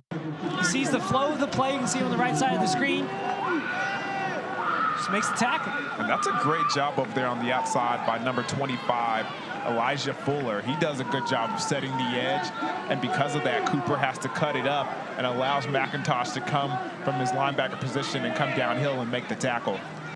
3:47 and clock rolling. 7 to go on the play clock. They're going to fake the jet sweep, give it to Thompson. Thompson really running east and west here instead of north and south. He will pick up about 3. Flags are on the play. Both of the flags are in the backfield. I have to see what that is about. Thompson really going to run it north and or east and west and not north and south. Take a look at the replay right here. Can't necessarily see. The ball's trying to get punched out there. He's good. It's a good job. And looks like Jacob Barrett flies in there at the end. White Hat is coming over to the head coach, Chad Hendricks of the Wildcats, and ask what he wants to do with these penalties. Explaining that. In the meantime, let you know that this game is brought to you by Bravado Wireless. Do you have free stuff, Dion? Of course I do. What kind of question is that? Well, right now, if you go visit Bravado Wireless, you can get free, yes, I said free, a Samsung S10e. Now, folks, this is a limited time offer, so hurry in and say you don't miss it out, so you don't miss out on this amazing deal. And if you tell them Seth and Dion sent you, they will give you a free portable charger. If you just say Dion, they might give you 2. If you just say Seth, they might give you none.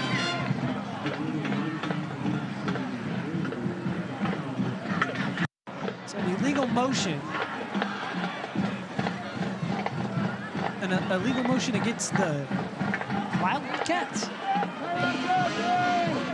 don't know about that. I don't know what's happening.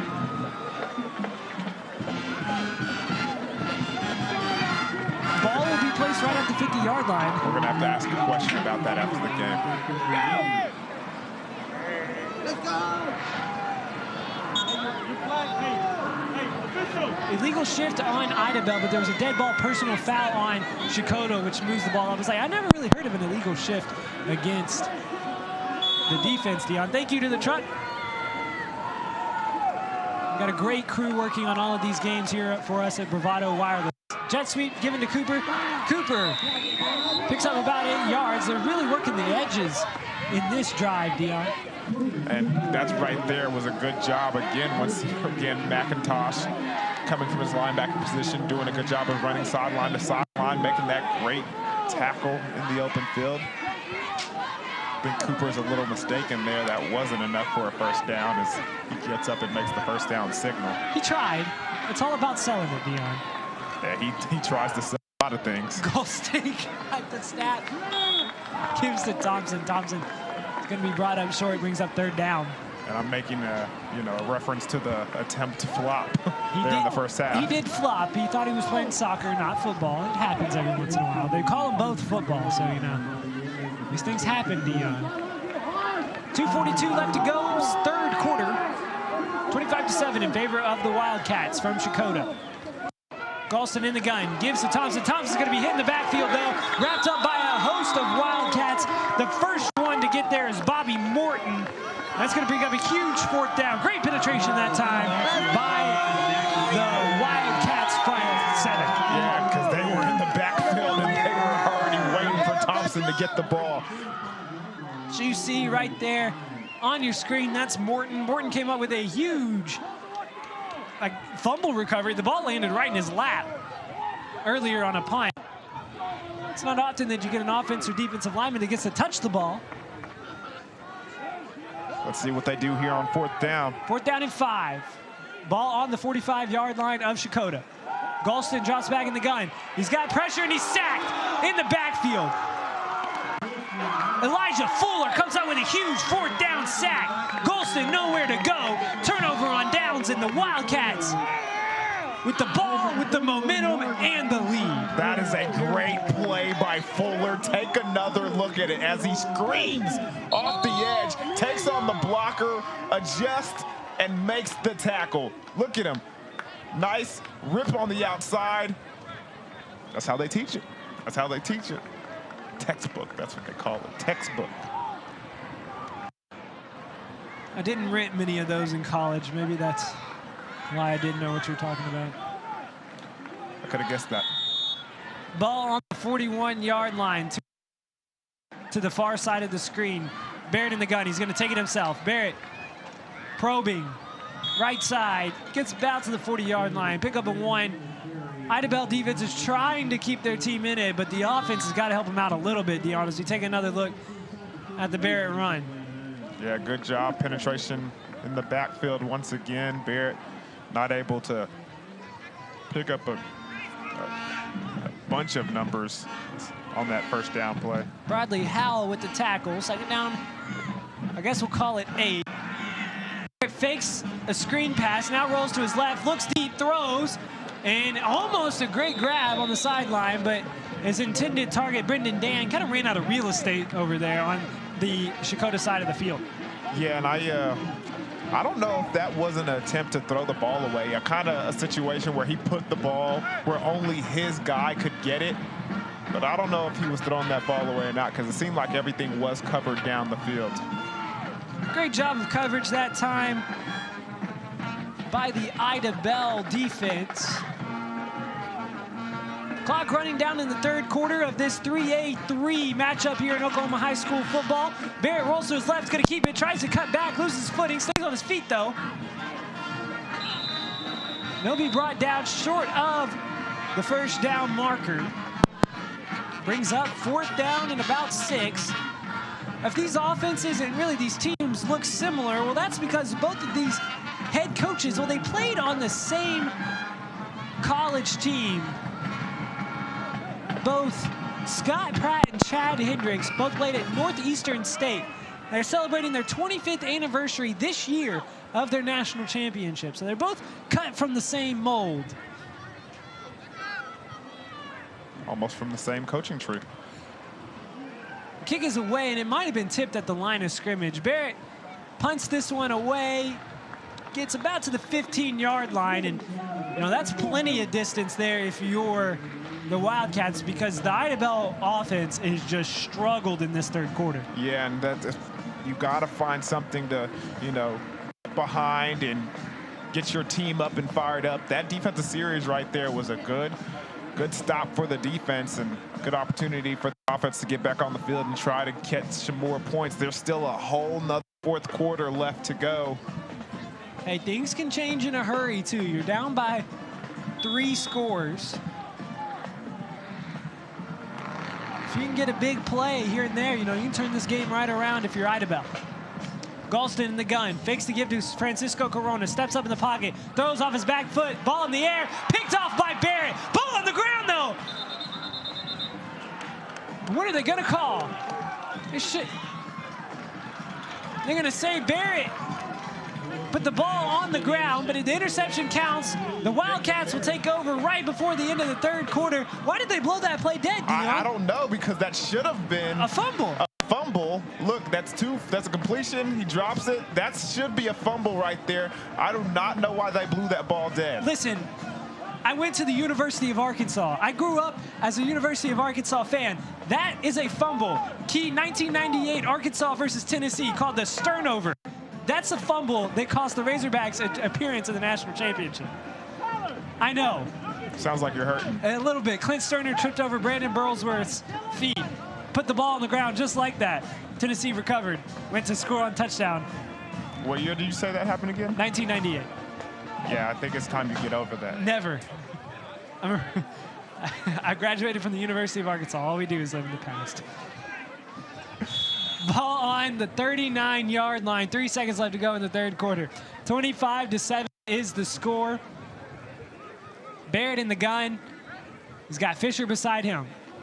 He's going to give to Fisher. Penetration from the Warriors makes Fisher bounce it outside. Flag incoming as Fisher's dropped 2 yards behind the line of scrimmage. We'll have to sort out the flag. We'll sort out this mess. Here's the third quarter ends.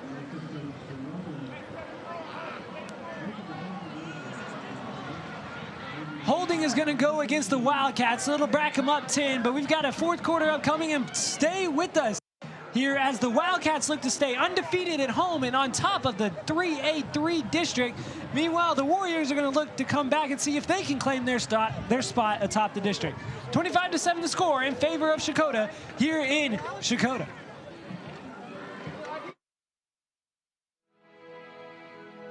This broadcast is a copyright of Bravado Wireless. This game and broadcast should not be reproduced, rebroadcast, or otherwise distributed without the express written consent of Bravado Wireless and its management. Double dipping that spicy guac? That's a bold move. Dipping into the ultimate discount on your unlimited wireless plan?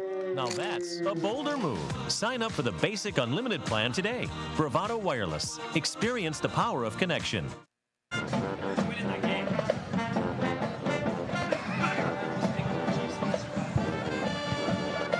Welcome back. Fourth quarter just about underway here from the home of American Idol winner, Carrie Underwood. Now, Dion, these teams need to flip the side of the field, correct? Checotah needs to be going this way now, right? To the right? Well, I think it's a situation where you cannot end a quarter on a penalty or a dead ball foul. So is this going to be, but it would be against Checotah, so is this going to be an untimed play? They give to Fisher, bounces outside, Fisher's with got room. Fisher to the 40, to the 35, and to the 30 before he's run out of bounds there. Fisher just gets to the outside, and we've got another flag thrown right at the line of scrimmage, and that was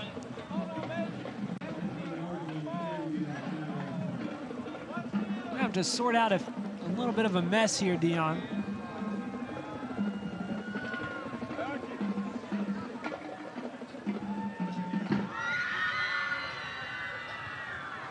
I think this is gonna go against the Wildcats. They're shooting themselves in the foot here, not helping their prospects, though they do hold to a 25-7 lead. And an 18. I'd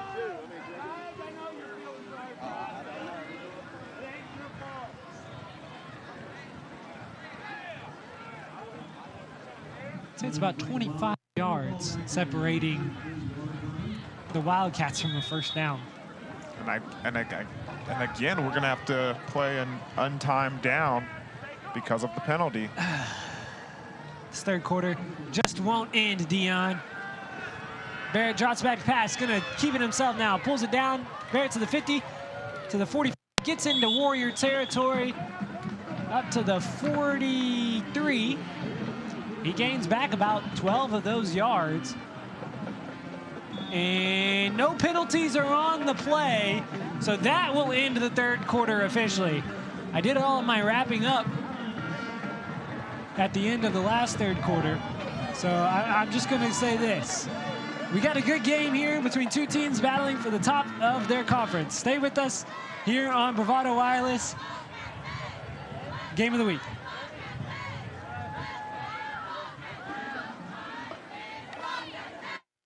We were there when your grandparents made their first telephone call.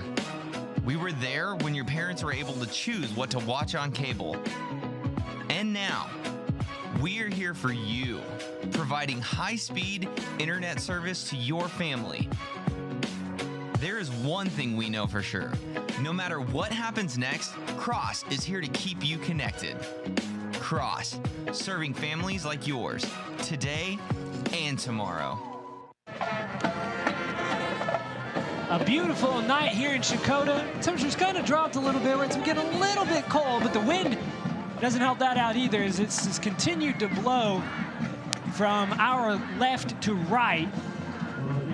The Wildcats continue to blow over the Idabel defense. They extend their lead to 25-7 in the third quarter. Fourth quarter upcoming, zone read, give Fisher. Fisher trying to bounce it outside. That time he picks up about 5 to 6, but still short of the first down marker, well short. In fact, about 13 yards short. Check out the replay right there, just outside zone. Tries to get to the edge. And I mean, the guy that we've named a few times, Francisco Corona, he's a playmaker in the middle of the field for the Warriors. 3rd down. See what they draw up here. Again, another big 3rd down on Cummings. You feel like if you're Idabel, you just can't give up any more scores the way your offenses look. We'll see if Barrett goes to the air. We got a timeout. Chad Hendricks, head coach of the Wildcats, is going to call a timeout. 3rd and 13 upcoming. 11:16 left to go in the 4th quarter. Checotah leading 25-7. What did you see out of that 3rd quarter from the Wildcats, and Dion? Turnovers. That's what I saw. 2 punts snapped over the head of the punter, an interception as well, and they turned all those points into, all those turnovers into points and take a big lead over these Warriors. It's going to be interesting to see what happens here in the 4th quarter if they can get together offensively. That is Idabel, and figure things out, or will, the Checotah Wildcats run away with things here. Well, a team that we followed around the past 2 weeks, Dion Seminole, head coach Mike Snyder is still looking for his career lead in victories in Oklahoma high school football, and I don't think he's going to get it this week. His Seminole team trails Stigler 49-27. So he's going to have another week to wait for that elusive last victory. They're going to set up a screenplay, and it is going to be very successful, Dion. Dontier Fisher gets the ball right around the 35-yard line, does the rest as he gets all the way out to the 27-yard line. And what 1st and 25, a quarter of the field, doesn't really stop the Wildcats as they're able to keep the ball rolling. No, they are going to spot him just short. And pardon me, not a... No, they're going to call it a 1st down. It was, now they do. It was an extra effort by Fisher there on that dive. You saw it on your replay. That's what really put them over the edge and allowed them to get the 1st down. Barrett in the gun. His give is to Fisher. Fisher looks right side, explodes through the offensive line, falls forward, gains 8 yards. Great positive play there on 1st down for Fisher. And he loses the ball, but the referees say he was down before the ball popped out. Take another look at it. There is no replay in high school football, but we do get the advantage of replay here in the booth. I think he was down. Too close to call for me. Got to feel like the Warriors need a turnover here to kind of change the momentum of the game. Second down 3, man in motion. They give it to him. That's Trenton Dan on the outside. Dan, 1st down. Dan, touchdown. They're going to spot him just short. I got a little ahead of myself. I apologize. I thought he made it inside that pylon, but just stepped out at the 1-yard line. I thought he got it too. It was great blocking on the outside by the wide receivers and some of his teammates. Take a look at it. He gets the edge right here. Crack back block. But the snap goes over Barrett's head. There's a flag on the play, and Barrett slides on the ball at the 25-yard line. Now they're on the 1-yard line, and now they're going to have to back up all the way to the 25 as Barrett wasn't ready for the snap, and it sails over his head. See what the flag is. It was on Checotah. Penalties declined. Brings up 2nd down and goal. See, Barrett's trying to direct traffic. The ball goes over his head. He just slides down on top of it. That's the big play that the Warriors needed right there. See if they can capitalize. Man in motion once again. They give it to him. He's got space to the 30, to the 25, to the 20, 15. Ball is loose, and the Warriors look like they might have gotten it. We're going to see who's at the bottom of the scrum. I thought he was down, but it looks like the referee's beanbag did come out, stating that the ball was loose. They're going to have to sort some things out, and they give the ball to Idabel. Thought it might have had to be a turnover that was going to change the tide for the Warriors. Well, they get it. And let's take another look at this. He might have been on top of another defender. It's Brendan Dan on the carry, and Dan, he had space and was in space. Oh, that ball did come out before his knee hit the ground. It was a good job by one of the Idabel Warriors being able to rip at the ball while he was being tackled. So that was a clear fumble, and it's a good call by the referees. Idabel gets another opportunity, and we got another flag on the play. But the false start is going to go against Idabel that backs them up once again. And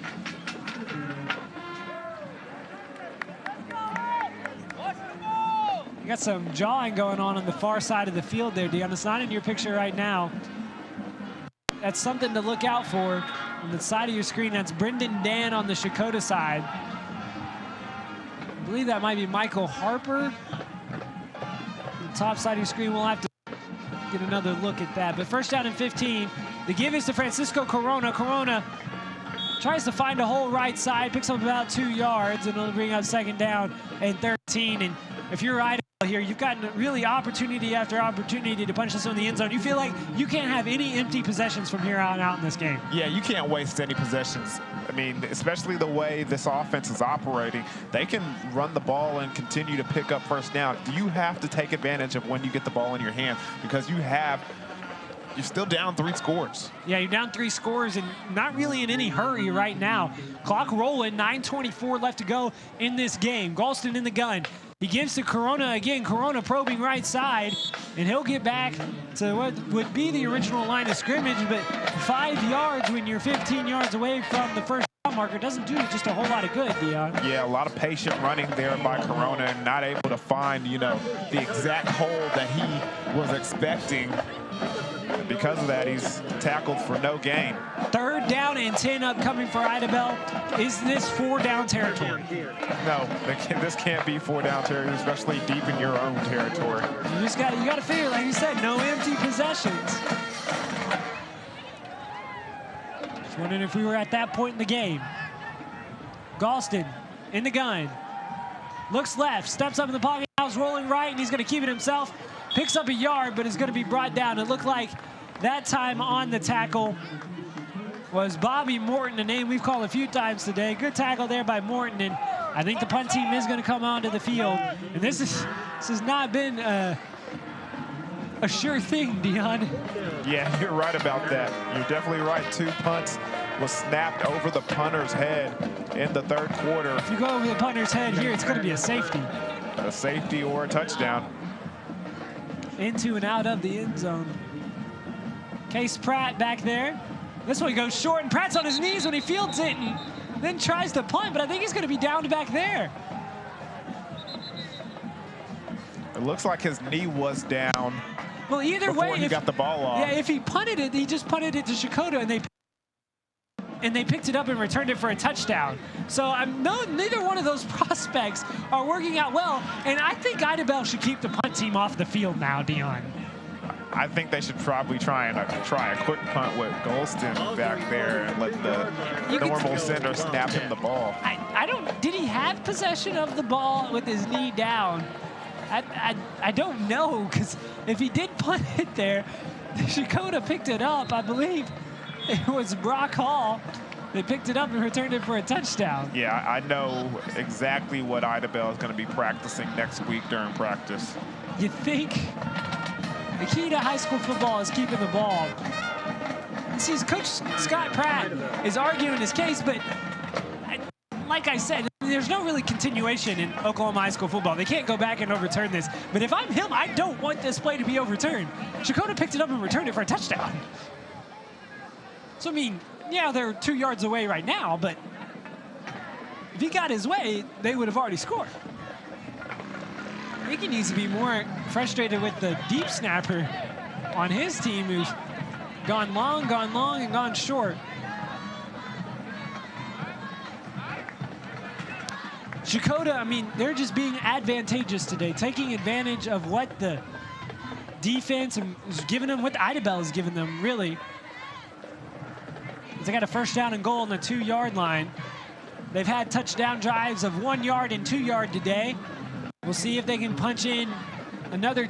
We're going to say it's on the 1, so this will be another 1-yard drive for the Wildcats. Watch them come outside over here on the wide side of the field. They're going to give it up the middle to Fisher. Fisher stumbles and can't get into the end zone. It's brought up just short, brings up second down, but you're right, Dion. If Barrett keeps that himself, he can walk, he can slide, he can dance. He can cha-cha into the end zone on that last play.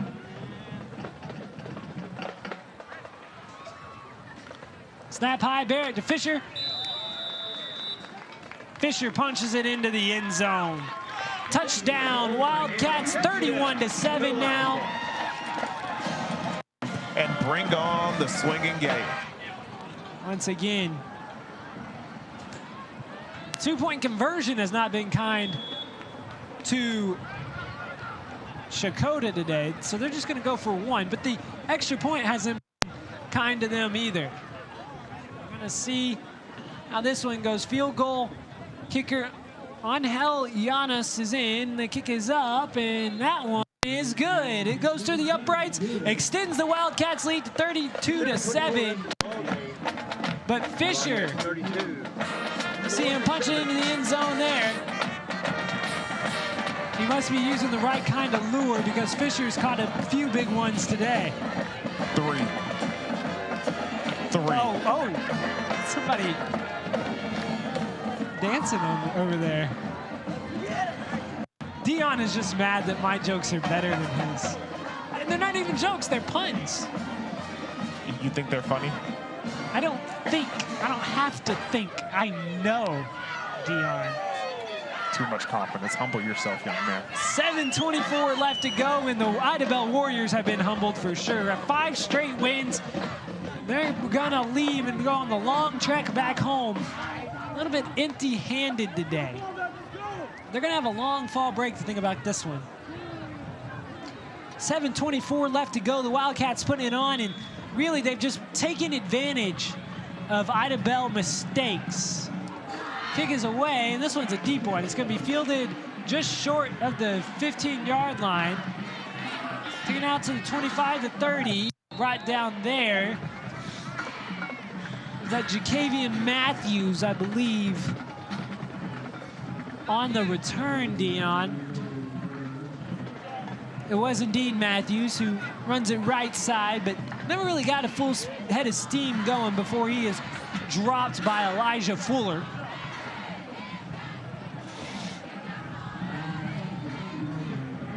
So the Wildcats will go on and win this game.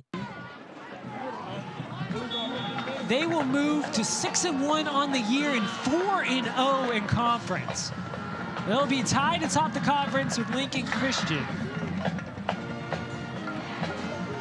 As Galston fakes it and the ball's on the ground. Idabel comes up with it and there was a late flag. Dion, they're killing us here with the flags late in this game. See who this one's against.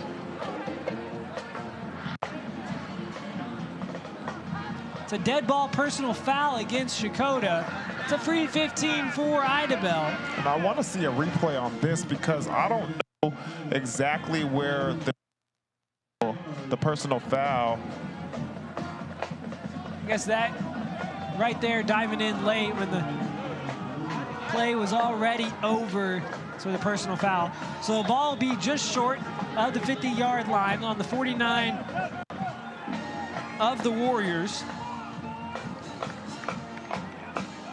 Checotah will move into either sole possession or tied for first, depending on what Lincoln Christian does today.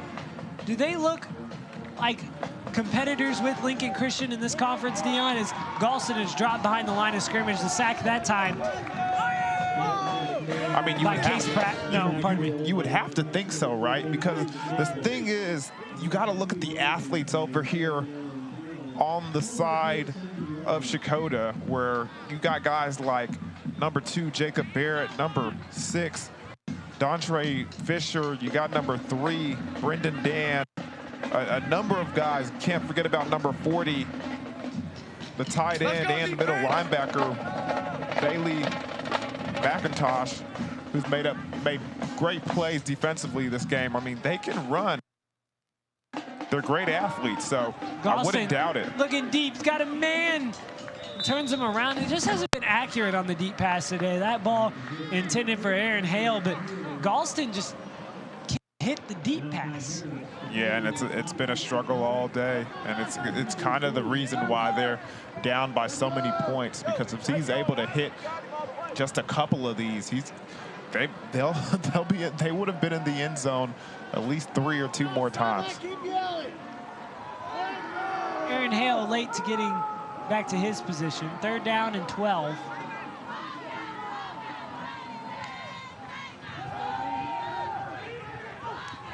Throw complete. Jalen Ellis comes out with the big first down. A gain of over 20 yards for Ellis, and that was a good pass that time from Galston. Yeah, and a good completion. Nice catch by Ellis. So Galston He came from the tight end position. Galston's able to stay in the pocket, set his feet, and make a throw. I think that makes all the difference in the world. The offensive line can give Galston time instead of having to run and make the throw on the run. This time he's going to run left voluntarily. Now he's going to keep it, make a man miss, get all the way out to the 29-yard line. That was a nifty move there by Galston to make it look like Jacob Barrett miss. Check out the replay, stringing it out, trying to find somebody down the field, buying time, and looks like Barrett got to give up on the play. it's a nice sidestep. See the band there, that is the Checotah Wildcat Band. Here at Ray Grandstaff Stadium. Galston going deep, and he throws it to the wrong team. Intercepted at the goal line, it's going to be taken back. Malachi Harris to the 30, to the 35, will be running out of bounds at the 38-yard line. Harris comes out with the pick. Galston throwing it to the wrong team, and the Wildcats have all but sealed this one. Yeah, because he had number 8 open. He just throws it in that back shoulder throw, and the cornerback is sitting there in the back of the zone. He makes a nice catch and goes up the field, and you can see the celebration over there on the sideline. If the Wildcats had a turnover chain or a turnover belt or something, it would be worn out today. I'm so glad they don't. Dion, not a fan of the turnover chain? Just for Miami. Everybody else that's copying them, put it down. Give to the middle, Fisher. Fisher brought down by his jersey, and then emphatically brought down by Lamar Rutherford. I guess that's fair. If it's an original idea, you can do it all you want. Because at this point, it's just getting, watered down. Too many people are, turnover chain, turnover rogue, turnover this, turnover that. It's like, all right, at this point, it's annoying, and you're just copying Miami. So what are you really celebrating here? Miami culture football? 2nd down 10, and they're going to go to the air. Ball complete at the 30-yard line, gets all the way out to the 25. That time, it looked like that was Brendan Dan on the reception. Jacob Barrett puts this ball right in Dan's pocket on the run. Yeah, look at this. A nice, beautiful throw. 1, 2, 3. Drops back, throws, it's a shoulder through, hits him in stride. Surprised that the Wildcats are going to the air, 32-7 with 4 minutes left to go? I think it's more of a situation where you want to get reps in, you want to, practice and use your stuff on game day. So I don't think they will throw the ball down the field too many times the rest of the night, but I just think that's something that they want to see. They worked on in practice. They wanted to get it on film for other teams to be aware of it. Give middle Fisher. Fisher not finding any running room. He will pick up about a yard or two, but that'll be it.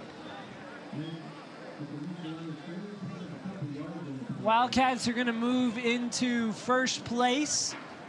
The 3A District 3. The Warriors will drop down into, I believe, what would be 3rd place, as they'll move to 3-1 in conference and 5-2 on the year. The Warriors just got ranked in the AP Top 10. Well, they'll probably drop out after this loss, but they still got a lot to play for this season, Dion. They're going to get an offsides on the Idabel Warriors. Idabel was playing pretty well on the road too, Dion. They were 3-0 away from home. When they travel, they have to travel a while too, because they are decently far away, kind of tucked in what would be the southeast corner of the state of Oklahoma. That record, 3-0 perfect record, is going to fall to 3-1 now on the road. Their next game, they will be at home against Stigler next Friday, so they'll get a week and a day, and it looked like there's a false start that time, and it'll be against Checotah. So we're just going back and forth, changing free 5 yards. A fun time here. So the Wildcats will move to 6-1, 4-0 in conference under head coach Chad Hendricks. And they're looking to get back to the state playoffs.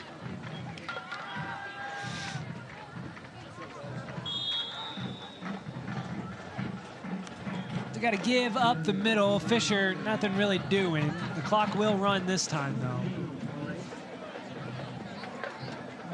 The Wildcats will extend their winning streak to 4 games. They had scored 49 points or more in their last 3 games. That streak will be broken, but they did average quite a few. We've got another whistle on the field. False start this time, and it goes against the Wildcats, and this is going to be the longest 2 minutes of the game, Dion. It always is. Bravado Wireless game of the week. It's going to belong to the Wildcats. We're on a Thursday today. Do you like the Thursday game, Dion? Man, I'm a big fan of the Thursday game. Get the football in early. I just can't wait during the week. They're going to drop back to pass. Barrett flush, that's how the pocket throws, has a man, incomplete. Touchdown number 2 on the day for Bailey McIntosh. And that was Aaron Rodgers right there from Jacob Barrett, eluding the pressure, does a little twirl in the back of the backfield there, gets up, steps up into the pocket, and just a nice touch pass in the corner of the end zone. And McIntosh makes it look easy. Hey, Barrett hit McIntosh in stride. That was pretty impressive. In case you want to know, too, McIntosh does it all. He's the holder on the extra point. Snap is high, but Giannis's kick is up and good. 39-7 now the score in favor of Checotah. As we take another look at this very impressive play from Jacob Barrett. McIntosh just got behind his defender, Jacavian Matthews, and hey, that's helping out the points per game average a little bit there. You get to add an extra 7. We got some jawing going on in the middle of the field between both of the coaches. Head coach Chad Hendricks and head coach Scott Pratt from the Warriors in Checotah. They're jawing at midfield. And it looks like Pratt is not happy that Hendricks is deciding to throw the ball. I don't know if that was the issue right there. I think it might be a situation where they need somebody to come take a look at one of their players. Oh, my bad. Looked like they were jawing, and no, you're right. There's a trainer coming over to the other side of the field. They've got a scary situation going on the other sideline.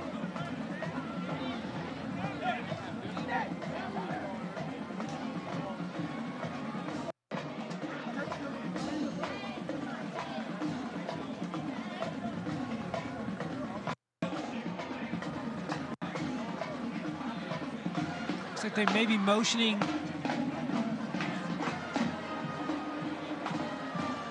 to the clubhouse.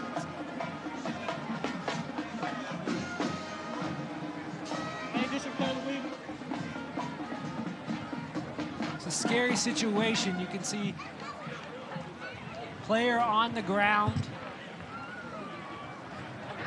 Number 28, Michael Beard. Beard, a wide receiver, cornerback, senior this year for the Warriors.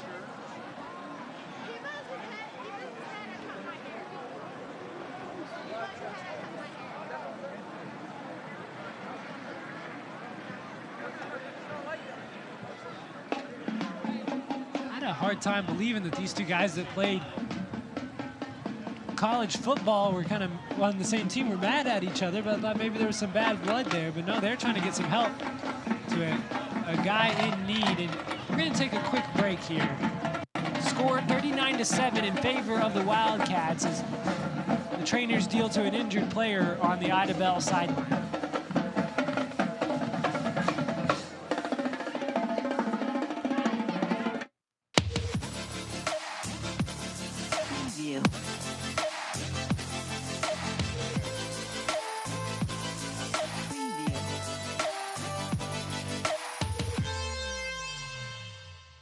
We were there when your grandparents made their first telephone call. We were there when your parents were able to choose what to watch on cable.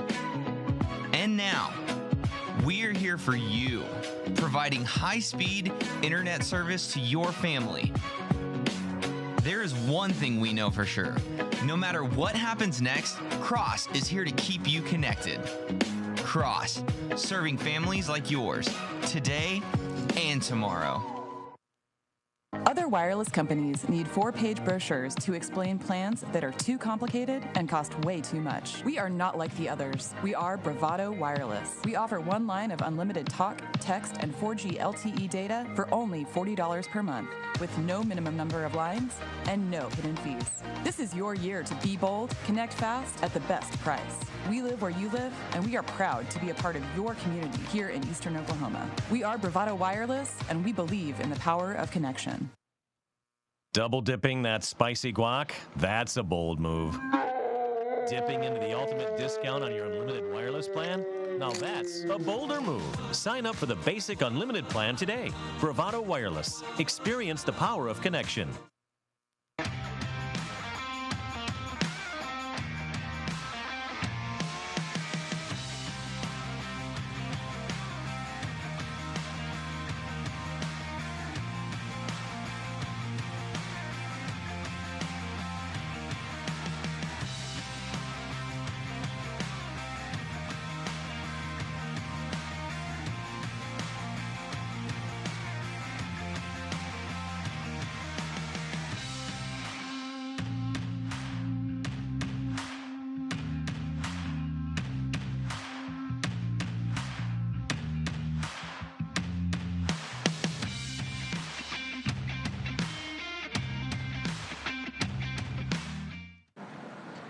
Welcome back into the Bravado Wireless game of the week.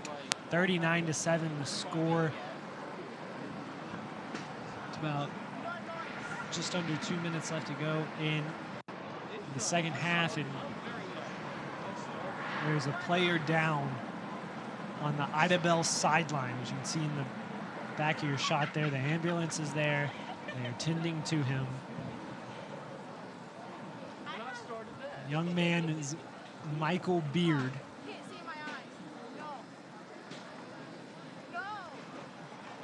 It's unfortunate to see a player go down, especially when you only got 1 minute and 45 seconds left in the ball game.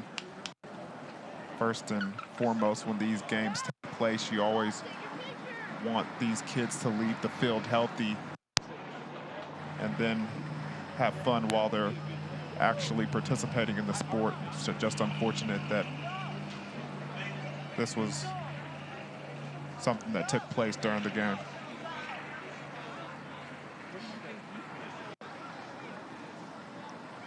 Minute 45 left to go, 39-7.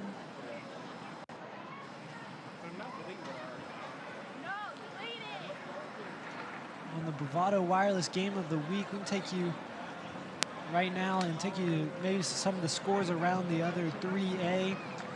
Plainview losing to Sulphur right now. So they're disbanding kind of now on the opposite sideline, you see, and they're going to load the young man up into the ambulance. Inola losing to Verdigris 59-13.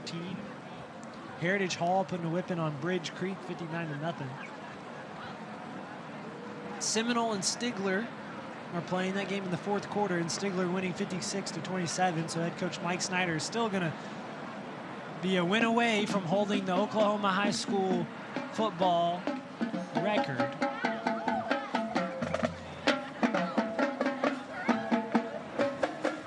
Okmulgee and Daniel Webster, no score reporting there. And, Lincoln Christian, another team that we got our eyes on to see if they can beat Roland.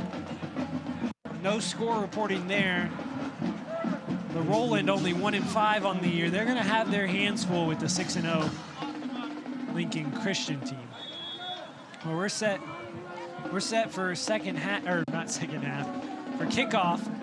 Now, after that score and after that dangerous situation on the sideline, we hope that Beard is okay. Thoughts and prayers to him and his family. And the kickoff is taken at the 25 by Jacavian Matthews. Matthews bounces it outside to 35 to the 40. A good return that time by Matthews. He's pushed out of bounds at the 43-yard line. Minute 33 and counting in this ball game.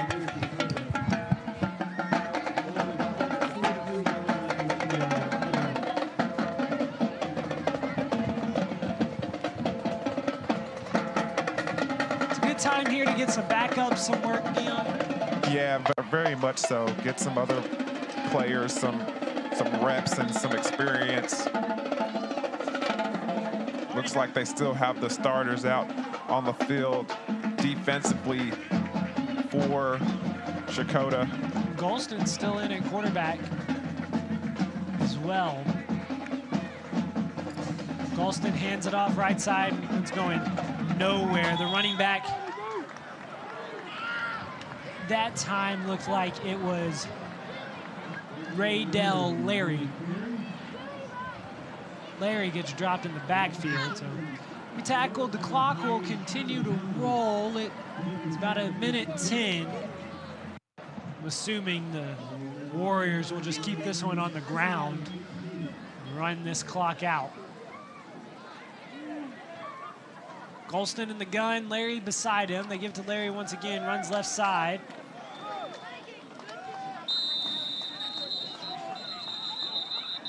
They're gonna bring down Larry, he gains nothing, gets back to the line of scrimmage, brings up third down. Call it 17. Clock rolling. You can see it drops under 35 seconds. This should be the last snap of the game.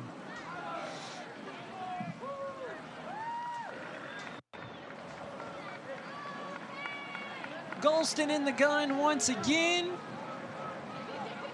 Takes the snap, hands it to Larry. Larry runs right side. Will be brought down just short of the 40-yard line, and that should do it here from Checotah, as the Checotah Wildcats will move to 4-0 in 3A District 3. They'll move to 6-1 overall. And hey, they're on top of the 3A District 3. Meanwhile, the Wildcats will have their 5-game winning streak snapped. They will have their undefeated streak away from home snapped, and will move to 3-1 in conference and move into third place.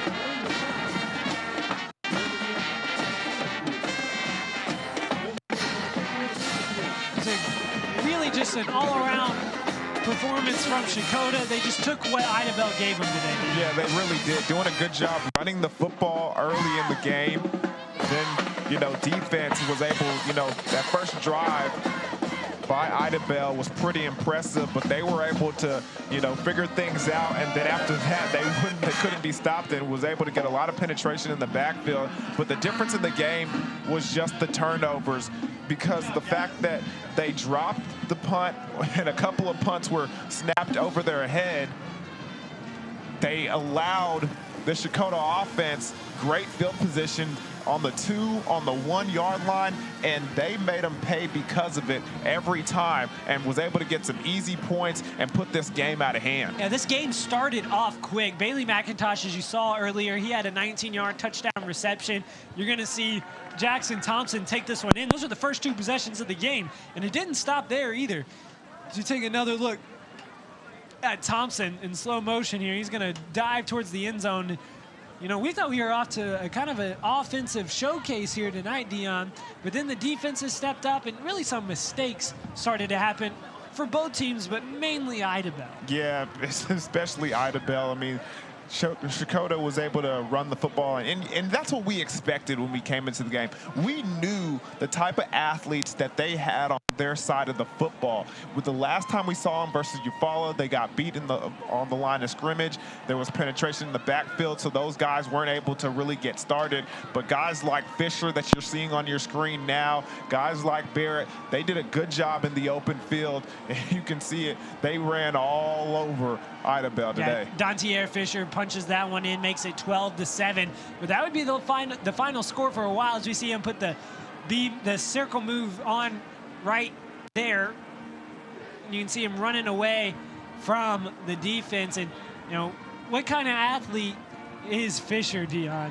He's an extraordinary athlete, in my opinion. I mean, tough kid. You think he's just a slasher, a guy who can run away and get to the outside, but no, he's running tough between the tackles, and especially with that spin move, it kind of, you know, puts the defense in a situation where they don't know the proper way to wrap him up, and he's able to bounce off tackles and get to the outside and showcase and use his speed to make some explosive plays for this offense. As you can see right here, that's another man that's an explosive player. You know, that's the 1-2 punch that the Checotah Wildcats bring, and that man's Jacob Barrett, the return man. He's dangerous as a return man. He can make you miss an open field, but he's also the quarterback for the Wildcats. And what did he show you, throwing the ball and running the ball today? Well, he showed that he has the ability to operate this offense efficiently and, you know, carry this team into the playoffs and find a way to have some success with it. It's very impressive that he was executing, especially with those screen passes out to Brendan Dan, and then, you know, the post route, the quick slants, and the go routes down the field. He was putting the ball on the money a couple of times tonight, and I was thoroughly impressed from his growth as a quarterback from when we saw him last. Yeah, the Wildcats, what did you see the biggest improvement from them from their loss to Eufaula? You know, a big McIntosh County war, a big rivalry game for them. And then they get into conference, and it looks like they're kind of starting to put things together. What's been the biggest difference? Yeah, I think it's that offensive line. I mean, you saw versus Eufaula, they were not allowing the special athletes that they have their back get started and even get out of the backfield. So it's impressive from the offensive line for them to, you know, get a man on a man, count it up, be efficient in their zone blocking schemes, and just allow these athletes some excellent holes to get through to make some plays and have some great responses because of that offensively down the field. I think that was the perfect look there, Dion. Just cover up our faces so that way they don't have to see them. Yeah, I mean, why would you want to do that? Exactly. Well, welcome up to the booth. Seth Campbell joined alongside former Oklahoma State safety Dion Amade. And Dion, you know, we'll start with the losing team in the Idabel Warriors. They came in on a 5-game winning streak. Head coach Scott Pratt, you know, he knew Chad Hendricks, the head coach of the Checotah Wildcats. They played together as teammates back in college. And, you know, Idabel just couldn't get out of their own way today. Yeah, Idabel had a tough day because of the fact that the defensive line and the front seven, with the linebackers included, they had a lot of success rushing the football, and this week they didn't. The defensive line did a good job of getting up the field, creating some, you know, some penetration, and then that quarterback run game wasn't there for them today. Versus Seminole, that's what they attacked them, off tackle, between the tackles. They had a lot of success with that. Today, that wasn't the case. Yeah, so what's there to look forward to? Because there is still plenty. That's only one loss on the day, or on the year for Idabel. Just what do they need to work on besides the turnover factor? I mean, honestly, you got to be efficient with it. First of all, you got to take care of the football. You already said that it was important that they do that, and they didn't do that today. And offensively, that deep offensive line, they played well last week. They got to be consistent. Everybody has to be consistent. Just because you go up against an opponent that you feel comfortable with doesn't mean that you should, you know, dominate them and play out of otherworldly. You have to do the same thing the next week when you face tougher competition. All right, and then flip it on over to the other side. Checotah stays undefeated at home, stays undefeated in conference. What did you see from them, and really, how high is their ceiling this year? I mean, the sky's the limit, especially with Barrett back there and Fisher and Brendan Dan. They got some extraordinary athletes, and they got to be able to take advantage of that. All right, well, that's Dion Amade. As I said, Seth Campbell, we want to thank you so much for joining us. This is the Bravado Wireless Game of the Weekend. Let me pull it up.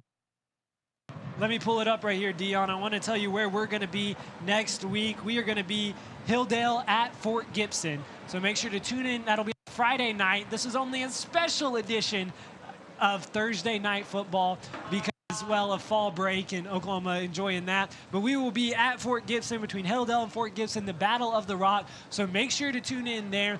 From all of our Bravado Wireless crew, from the guys down in the field to the guys back in the truck, we want to thank you for joining us. I want to thank them for their hard work. Thank you, Dion, and thank you for joining us. We'll see you back here next week. You are called to be bold. You have a right to the best wireless service, high-speed internet, and customer service at a price you can feel good about. At Bravado Wireless, we know this, and that's why we put you and your community first. We are owned and operated right here in Eastern Oklahoma. We live where you live. We proudly connect you to your family, friends, and business partners wherever they are. Dallas, Seattle, Taipei, Toronto, and anywhere else in the world. We are Bravado Wireless. We believe in the power of connection.